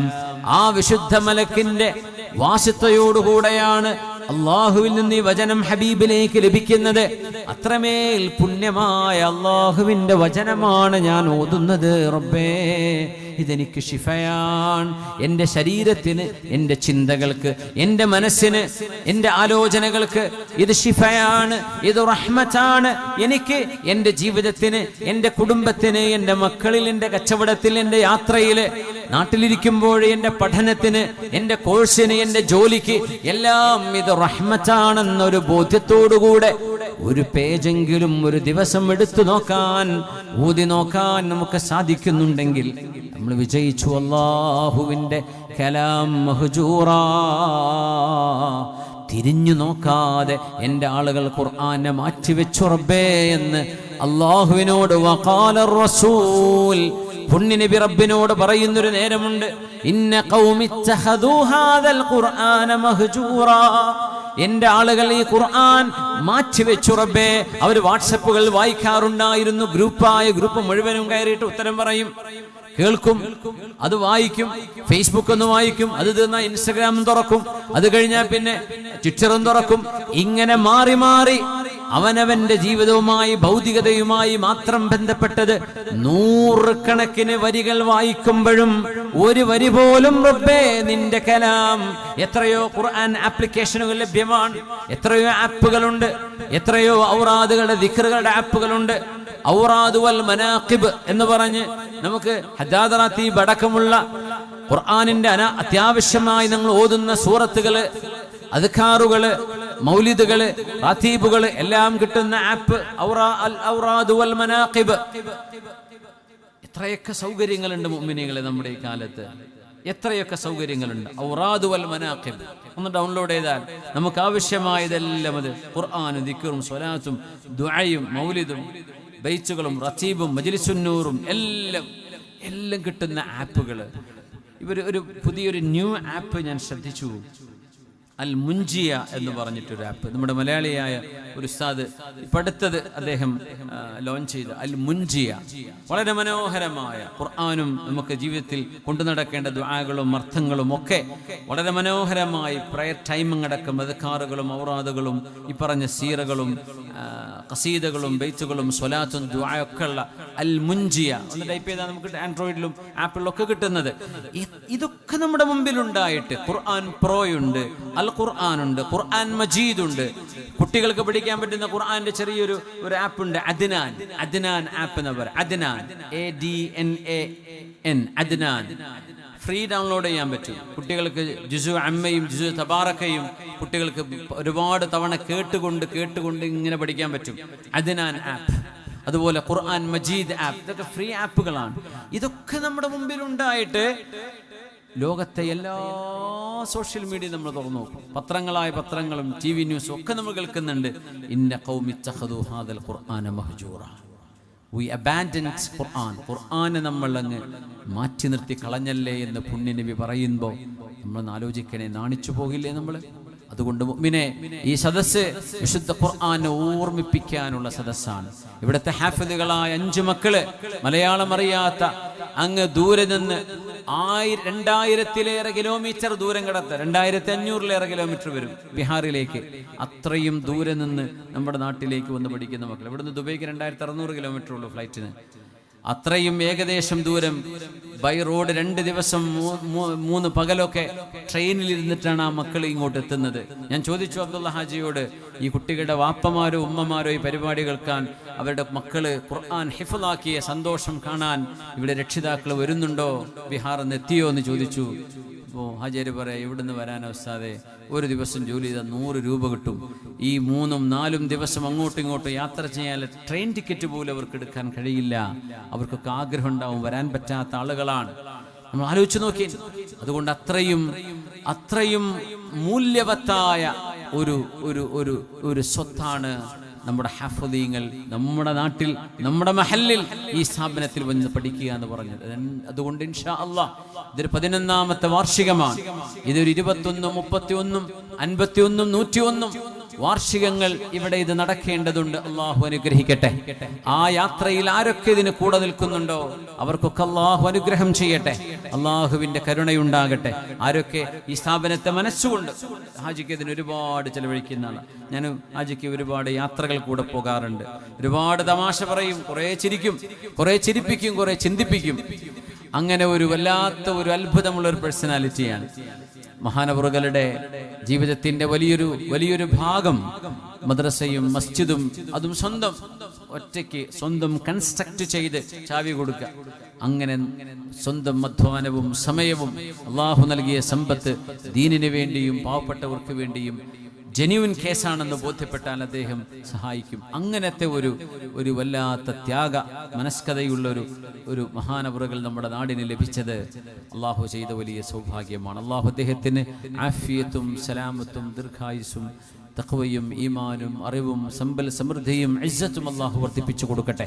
അദ്ദേഹത്തിന് മരണപ്പെട്ടു പോയ മാതാപിതാക്കൾ അള്ളാഹുരുടെ ഖബറിടങ്ങളെ സ്വർഗ്ഗത്തോപ്പാക്കി കൊടുക്കട്ടെ. അദ്ദേഹത്തിന്റെ മക്കളിൽ, കുടുംബത്തിൽ, ബിസിനസ്സിൽ, ഏർപ്പാടുകളിൽ, നമ്മുടെ ഈ നാടിൽ, ഈ നാട്ടുകാരായ നിങ്ങൾ ഓരോരുത്തരുടെയും വീടുകളിൽ, നമ്മുടെയൊക്കെ മഹല്ലുകളിൽ, നമ്മുടെയൊക്കെ ശരീരത്തിലും ആത്മാവിലും, നമ്മുടെ റൂഹിലും, നമ്മുടെ ദുന്യാവിലും ആഖിറത്തിലും അള്ളാഹു ബർക്കത്ത് ചെയ്തു തരട്ടെ എന്ന് പ്രത്യേകം ദുആ ചെയ്യുകയാണ്. അല്ലാഹു റബ്ബുൽ ഇസ്സത്ത് അനുഗ്രഹിക്കട്ടെ. ഇനിയും ഹാഫിദുകൾ ഉണ്ടാവണം, ആലിമീങ്ങൾ ഉണ്ടാവണം. അതിനൊക്കെ നമ്മുടെയൊക്കെ വാക്കും അമലും പ്രാർത്ഥനയും കൂടെ വേണം. അല്ലാഹു തൗഫീക്ക് നൽകിയവർക്ക് അത് സാധിക്കും. ആഖിറത്തിലേക്കുള്ള വലിയൊരു സ്വത്താണ്. അല്ലാഹു അനുഗ്രഹിക്കട്ടെ. നമ്മൾ ദുആ ചെയ്തുകൊണ്ട് പിരിയുകയാണ്. സർവശക്തനായ അല്ലാഹു ഈ സംവിധാനത്തെ അല്ലാഹു ഉത്തരോത്തരം ഇസ്സത്തിലേക്ക് ഉയർത്തട്ടെ. ആമീൻ യാ റബ്ബൽ ആലമീൻ. ഇവിടെ ദുആ ചെയ്യാനുള്ള വസിയത്തുകളുണ്ട്. ഒരാളുടെ പ്രത്യേകം ദുആ ചെയ്യാനുള്ള മനസ്സിൽ മുറാദ് ഹാസിലാകാൻ വേണ്ടി അല്ലാഹു നീ ഹാസിലാക്കി കൊടുക്കണേ തമ്പുരാനെ. ഇവിടെ ബുദ്ധിമുട്ടുകളും പ്രയാസങ്ങളും നീങ്ങാൻ വേണ്ടി ഒരു സഹോദരിയുടെ ഭർത്താവിൻ്റെ മനസ്സിലെ ചില ഷെറുകൾ നീങ്ങിക്കിട്ടാൻ വേണ്ടി പ്രത്യേകം ദുആ ചെയ്യാൻ വേണ്ടി പറഞ്ഞു. അല്ലാഹു റബ്ബുൽ ഇസ്സത്ത് നിങ്ങളുടെ കാമീൻ്റെ ബറക്കത്ത് കൊണ്ടും ഈ സദസ്സിൻ്റെ പുണ്യം കൊണ്ടും അല്ലാഹു ആ സഹോദരിയുടെ മുറാദുകൾ ഹാസിലാക്കി കൊടുക്കട്ടെ. സ്വലിഹായ സന്താനം ഉണ്ടാവാനും ഉമ്മയുടെ അസുഖം സുഖപ്പെടാനും സഹോദരിയുടെ മാനസിക പ്രശ്നം സുഖപ്പെടാനും പ്രത്യേകം ദുആ ചെയ്യാൻ ഒരു സഹോദരി സംഭാവന ചെയ്തിരിക്കുകയാണ്. റബ്ബേ അവരുടെ ഈ ഉദ്ദേശങ്ങളെ പൂർത്തിയാക്കി കൊടുക്കണേ.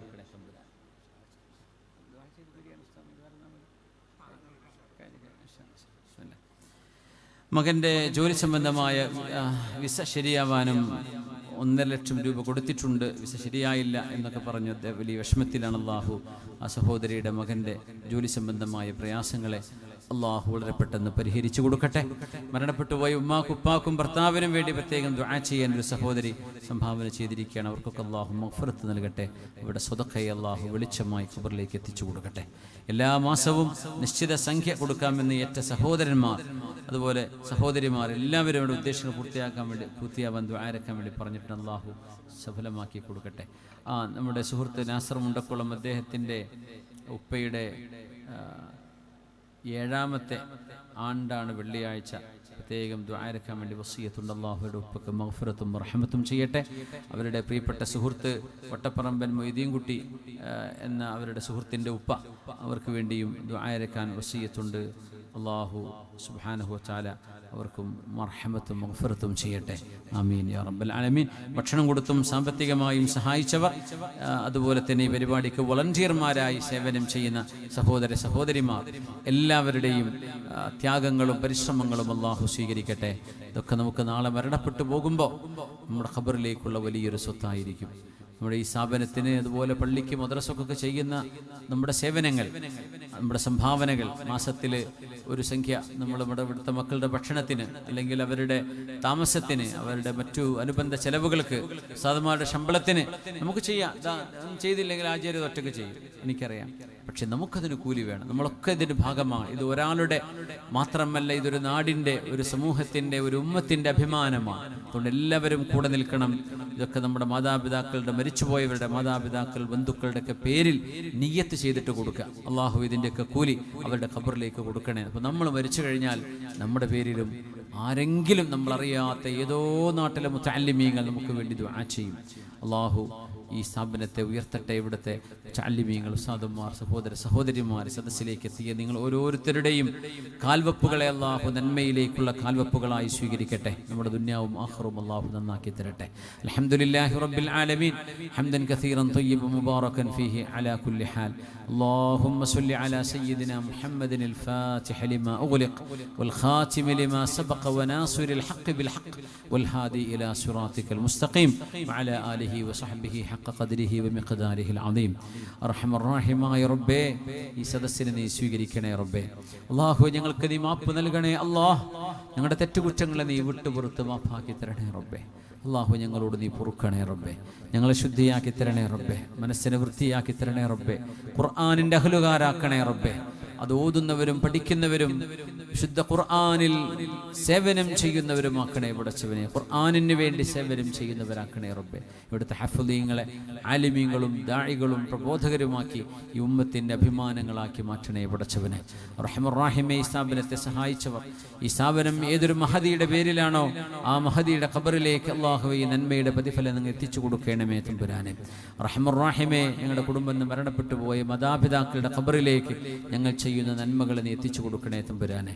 ഈ സ്ഥാപനത്തിന് വേണ്ടി ഊണും ഉറക്കവും സമ്പത്തും സമയവും എല്ലാം ചെലവഴിക്കുന്ന അബ്ദുള്ള ഹാജി അടക്കമുള്ള ഈ സ്ഥാപനത്തിൻ്റെ പ്രവർത്തകന്മാർ, കമ്മിറ്റി ഭാരവാഹികൾ, റഹ്മാൻ റഹീമേ, അവരുടെ ജീവിതത്തിൽ നീ അതിനൊക്കെ ഏറെയേറെ ഈമാനും തഖ്വയും ഇഫ്ഫത്തും ഇസ്സത്തും അഭിമാനവും സലാമത്തും ആഫിയത്തും നീ നൽകി അനുഗ്രഹിക്കണേ തമ്പുരാനെ. കാരുണ്യവാനെ, ഞങ്ങളുടെ രോഗങ്ങൾക്ക് ശിഫ നൽകണേ അല്ലാഹ്. മാരക രോഗങ്ങളെ കൊണ്ട് പരീക്ഷിക്കരുതേ തമ്പുരാനെ. അല്ലാഹു, എത്രയോ രോഗികൾ വിഷമത്തിലാണല്ലോ, ആ രോഗികൾക്ക് നീ ശിഫ കൊടുക്കണേ പടച്ചവനെ. ദുആയിരക്കാൻ വസിയത്ത് ചെയ്ത ഒരുപാട് ആളുകൾ റഹ്മർ റഹീമേ, അവർക്കൊക്കെ രോഗങ്ങൾക്ക് ശിഫ കൊടുക്കണേ അല്ലാഹ്. മാരകങ്ങളെന്ന് ഞങ്ങൾ പേടിക്കുന്ന അസുഖങ്ങളെ കൊണ്ട് പരീക്ഷിക്കരുതേ തമ്പുരാനെ. അല്ലാഹു ആഫിയത്ത് എന്നുകൊണ്ട് അനുഗ്രഹിക്കണേ റബ്ബേ, സലാമത്തിലാക്കണേ റബ്ബേ. ഈ ഉമ്മത്തിനെ ഇസ്സത്തിലാക്കണേ പടച്ചവനെ. അഹ്ലുസുന്ന വൽ ജമാഅത്തിനെ ഇസ്സത്തിലാക്കണേ റബ്ബേ. ഈ ഉമ്മത്തിനെ നീ ഇസ്സത്തിലാക്കണേ പടച്ചവനെ. റഹ്മർ റഹീമേ, അല്ലാഹുവേ, ഇസ്സത്തോടെ ലോകാവസാനം വരെ നിന്റെ ദീനിനെ ഖിദ്മത്ത് ചെയ്യാനുള്ള ഭാഗ്യം ഞങ്ങൾക്കും തലമുറകൾക്കും നൽകണമേ തമ്പുരാനെ. ഈ രാജ്യം സുരക്ഷിതമാക്കണേ റബ്ബേ. ഞങ്ങളുടെ സ്റ്റേറ്റും മറ്റ് സ്റ്റേറ്റുകളും ഞങ്ങളുടെ രാജ്യവും മറ്റു രാജ്യങ്ങളും അല്ലാഹുവേ നീ സുരക്ഷിതമാക്കണേ റബ്ബേ. ലോകത്തെവിടെയൊക്കെ ഭീതിതമായ അന്തരീക്ഷങ്ങളുണ്ടോ, ഫലസ്തീനിലടക്കം, അർഹമർ റഹീമേ, സിറിയയിലടക്കം, അല്ലാഹുവേ എല്ലായിടത്തും അല്ലാഹുവേ നിന്റെ ഭാഗത്തുനിന്നും സലാമത്തും റഹ്മത്തും അല്ലാഹുവേ സക്കീനത്തും ഇറക്കി കൊടുത്ത് അല്ലാഹുവേ നീ സഹായിക്കണേ തമ്പുരാനെ. വിഷമങ്ങളെ പരിഹരിക്കണേ റബ്ബേ. ആഫാത്തും മുസീബത്തുകളെ തട്ടി ദൂരത്താക്കണേ റബ്ബേ. ഐനിൽ നിന്നും സിഹറിൽ നിന്നും ശൈത്വാനിയായ ഷർറുകളിൽ നിന്നും അല്ലാഹു നീ കാത്തുരക്ഷിക്കണേ പടച്ചവനെ. ഇൽമ പഠിക്കാനുള്ള താല്പര്യം നൽകണേ റബ്ബേ. വായിക്കാനും അറിയാനും പഠിക്കാനുമുള്ള ഉത്സാഹം ഞങ്ങൾക്കും മക്കൾക്കും നൽകണേ പടച്ചവനെ. മരണം വരെ പഠിക്കുന്നവരാക്കണേ പടച്ചവനെ. മരണത്തിന്റെ സെക്കൻഡ് വരേക്കും നല്ലത് വായിക്കുകയും അറിയുകയും കേൾക്കുകയും പഠിക്കുകയും ചെയ്യുന്ന ആ ദീൻ മഅൽ മഹ്ബറതി ഇലൽ മഖ്ബറ എന്ന് മഹാന്മാർ പറഞ്ഞ പോലെ ഖബറിലേക്ക് പോകുന്നത് വരെ പേനയുമായി മഷിക്കുപ്പിയുമായി എന്ന് പറഞ്ഞ പോലെ അറിവിന്റെ വക്താക്കളാക്കണേ പടച്ചവനെ. ഇൽമു ഉപകാരപ്പെടുത്തണേ റബ്ബേ. അത് ഹൃദയത്തിന് വെളിച്ചമാക്കി തരണേ റബ്ബേ. നൂറാക്കി തരണേ റബ്ബേ. നിന്നെക്കുറിച്ചുള്ള ഖശിയത്തും ഭയപ്പാടും നൽകണേ റബ്ബേ. ഖുർആൻ ഓതുകയും പഠിക്കുകയും ചെയ്യുന്ന തൗഫീഖ് നൽകണേ പടച്ചവനെ. റഹ്മർ റഹീമേ, ദീന്റെ ഖാദിമീങ്ങളാക്കണേ റബ്ബേ. ഞങ്ങളെ നീ ഏൽപ്പിച്ച അമാനത്ത് വിശുദ്ധ ഖുർആൻ കൊണ്ടു നടക്കാനുള്ള സൗഭാഗ്യം അല്ലാഹു ഞങ്ങൾക്ക് നീ നൽകണേ അല്ലാഹ്. മക്കളിൽ കൺകുളിർമയെ കാണിക്കണേ റബ്ബേ. അവരൊക്കെ പഠിച്ച് നല്ലവരായി മാതാപിതാക്കൾ അനുസരിക്കുന്ന അദബുള്ള സ്നേഹിക്കുന്ന നല്ല മക്കളാക്കണേ റബ്ബേ. വിവാഹപ്രായമെത്തിയവർക്ക് യോജിച്ച് ഇണകളെ കൊടുക്കണേ റബ്ബേ. മക്കളില്ലാതെ വിഷമിക്കുന്ന ദമ്പതികൾക്ക് കൺകുളിർമയുള്ള മക്കളെ കൊടുക്കണേ അല്ലാഹ്. ഞങ്ങളുടെ വീടുകളിൽ സന്തോഷം നൽകണേ റബ്ബേ. വീടില്ലാത്തവർക്ക് നീ എളുപ്പമായി അത് സംവിധാനിക്കാനുള്ള വഴി എളുപ്പമാക്കി കൊടുക്കണേ തമ്പുരാനെ. അല്ലാഹു, ഞങ്ങളെ സഹായിച്ചവരെ നീ സഹായിക്കണേ റബ്ബേ. അർഹമർ റഹീമേ, വിഷമഘട്ടങ്ങളിൽ കൂടെ നിന്നവരെ റബ്ബേ നീ കൂടെ നിർത്തണേ അല്ലാഹ്. അർഹമർ റഹീമേ, ദുനിയാവിൽ ഞങ്ങളുടെ വിഷമങ്ങളിൽ കൈപിടിച്ചവർക്ക് അല്ലാഹുവേ നാളെ പരലോകത്ത് ഖിയാമത്തിന്റെ വിഷമങ്ങളിൽ നിന്ന് അല്ലാഹു നീ മോചനം കൊടുക്കണേ തമ്പുരാനെ. അർഹമർ റഹീമേ, ഹബീബായ നബി തങ്ങളെ സിയാറത്ത് ചെയ്യാനും ഹജ്ജും ഉംറയും സിയാറത്തും ഹറമൈനികളിൽ ഇബാദത്തിനും ഒരുപാട് അവസരം നൽകണേ റബ്ബേ. അർഹമർ റഹീമേ, നാളത്തെ മഹ്ശറയും ഖബറും ഹിസാബും മീസാനും സിറാത്തും എളുപ്പമാക്കണേ അല്ലാഹ്. ഒരു നിമിഷം പോലും നരകം തൊടാതെ നിന്റെ സ്വർഗ്ഗലോകത്തെത്താനുള്ള ഭാഗ്യം നൽകണേ റബ്ബേ. നാളെ നിന്നെ കാണിച്ചു താ തമ്പുരാനെ. നിന്റെ വചനം ഞങ്ങൾ ഓതുന്നു റബ്ബേ. ഇതിന്റെ ഉടമസ്ഥനായ ഞങ്ങളുടെ ഖാലിഖും യജമാനനുമായ അല്ലാഹുവേ, നാളെ നിന്നെ കാണാനുള്ള ഭാഗ്യം നൽകണേ റബ്ബേ. ഫീ ഗൈരി ളറാഅ മുദിറത്തിൻ വലാ ഫിത്നത്തിൻ മുദില്ല. അല്ലാഹുവേ, നിന്റെ ലിഖാഇന് ഭാഗ്യം നൽകണേ റബ്ബേ. ഹബീബിന്റെ കൈകൊണ്ട് ഹൗദുൽ കൗസർ കുടിപ്പിക്കണേ അല്ലാഹ്. നാളെ അവിടുത്തെ കാണിച്ചു തരണേ തമ്പുരാനെ.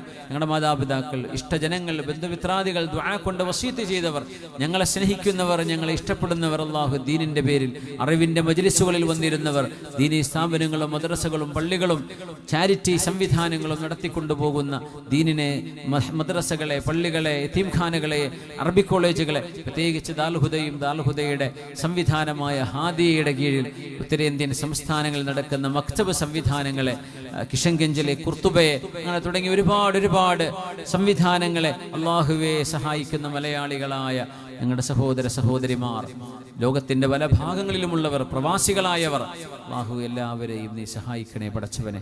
മരിച്ചുപോയ ഞങ്ങളുടെ ബന്ധുമിത്രാദിയുടെ ഖബറുകളെ സ്വർഗ്ഗത്തോപ്പാക്കി അനുഗ്രഹിക്കണേ റബ്ബേ. ആ ഖബറുകളെ വിശാലമാക്കണേ റബ്ബേ. ഞങ്ങൾ പറയുന്ന ആമീൻ അവർക്കൊരു ശഫാഅത്താക്കി മാറ്റണേ പടച്ചവനെ. ഏതെങ്കിലും ഒരു തെറ്റുകൾക്ക് അവർ ശിക്ഷിക്കപ്പെടുന്നുണ്ടെങ്കിൽ അല്ലാഹുവേ, ഈ ദുആയുടെ ബർക്കത്ത് കൊണ്ട് അവിടെ ഖബറുകൾക്ക് നീ വെളിച്ചവും സുഗന്ധവും സ്വർഗീയ ആരാമവുമാക്കി കൊടുക്കണമേ തമ്പുരാനെ. ഞങ്ങൾക്കും ഞങ്ങളുടെ ഖബറുകളെ നീ വിശാലമാക്കി അനുഗ്രഹിക്കണേ റബ്ബേ. അല്ലാഹുവേ, ഈ ലോകത്തിൻ്റെയും പരലോകത്തിൻ്റെയും വിജയത്തിനാസ്പദമായ സർവ്വ അസ്ബാബുകളും ഞങ്ങൾക്ക് നൽകണേ റബ്ബേ. ദുനിയാവിൻ്റെയും ആഖിറത്തിൻ്റെയും പരാജയത്തിന് നിമിത്തമാകുന്ന എല്ലാ അസ്ബാബുകളിൽ നിന്നും നീ ഞങ്ങളെ കാത്തുരക്ഷിക്കണേ റഹ്മാനെ. ബിജാഹി വഹഖ് നബിക സയ്യിദിനാ മുഹമ്മദിൻ സ്വല്ലല്ലാഹു അലൈഹി വസല്ലം വബിഫദ്ലി സ്വല്ലല്ലാഹു അലാ മുഹമ്മദ് സ്വല്ലല്ലാഹു അലൈഹി വസല്ലം സ്വല്ലല്ലാഹു അലാ മുഹമ്മദ് സ്വല്ലല്ലാഹു അലൈഹി വസല്ലം. اللهم صل على محمد يا رب صل عليه وسلم وصل على جميع الأنبياء والمرسلين والحمد لله رب العالمين. جزاكم الله خيرا. السلام عليكم ورحمة الله وبركاته.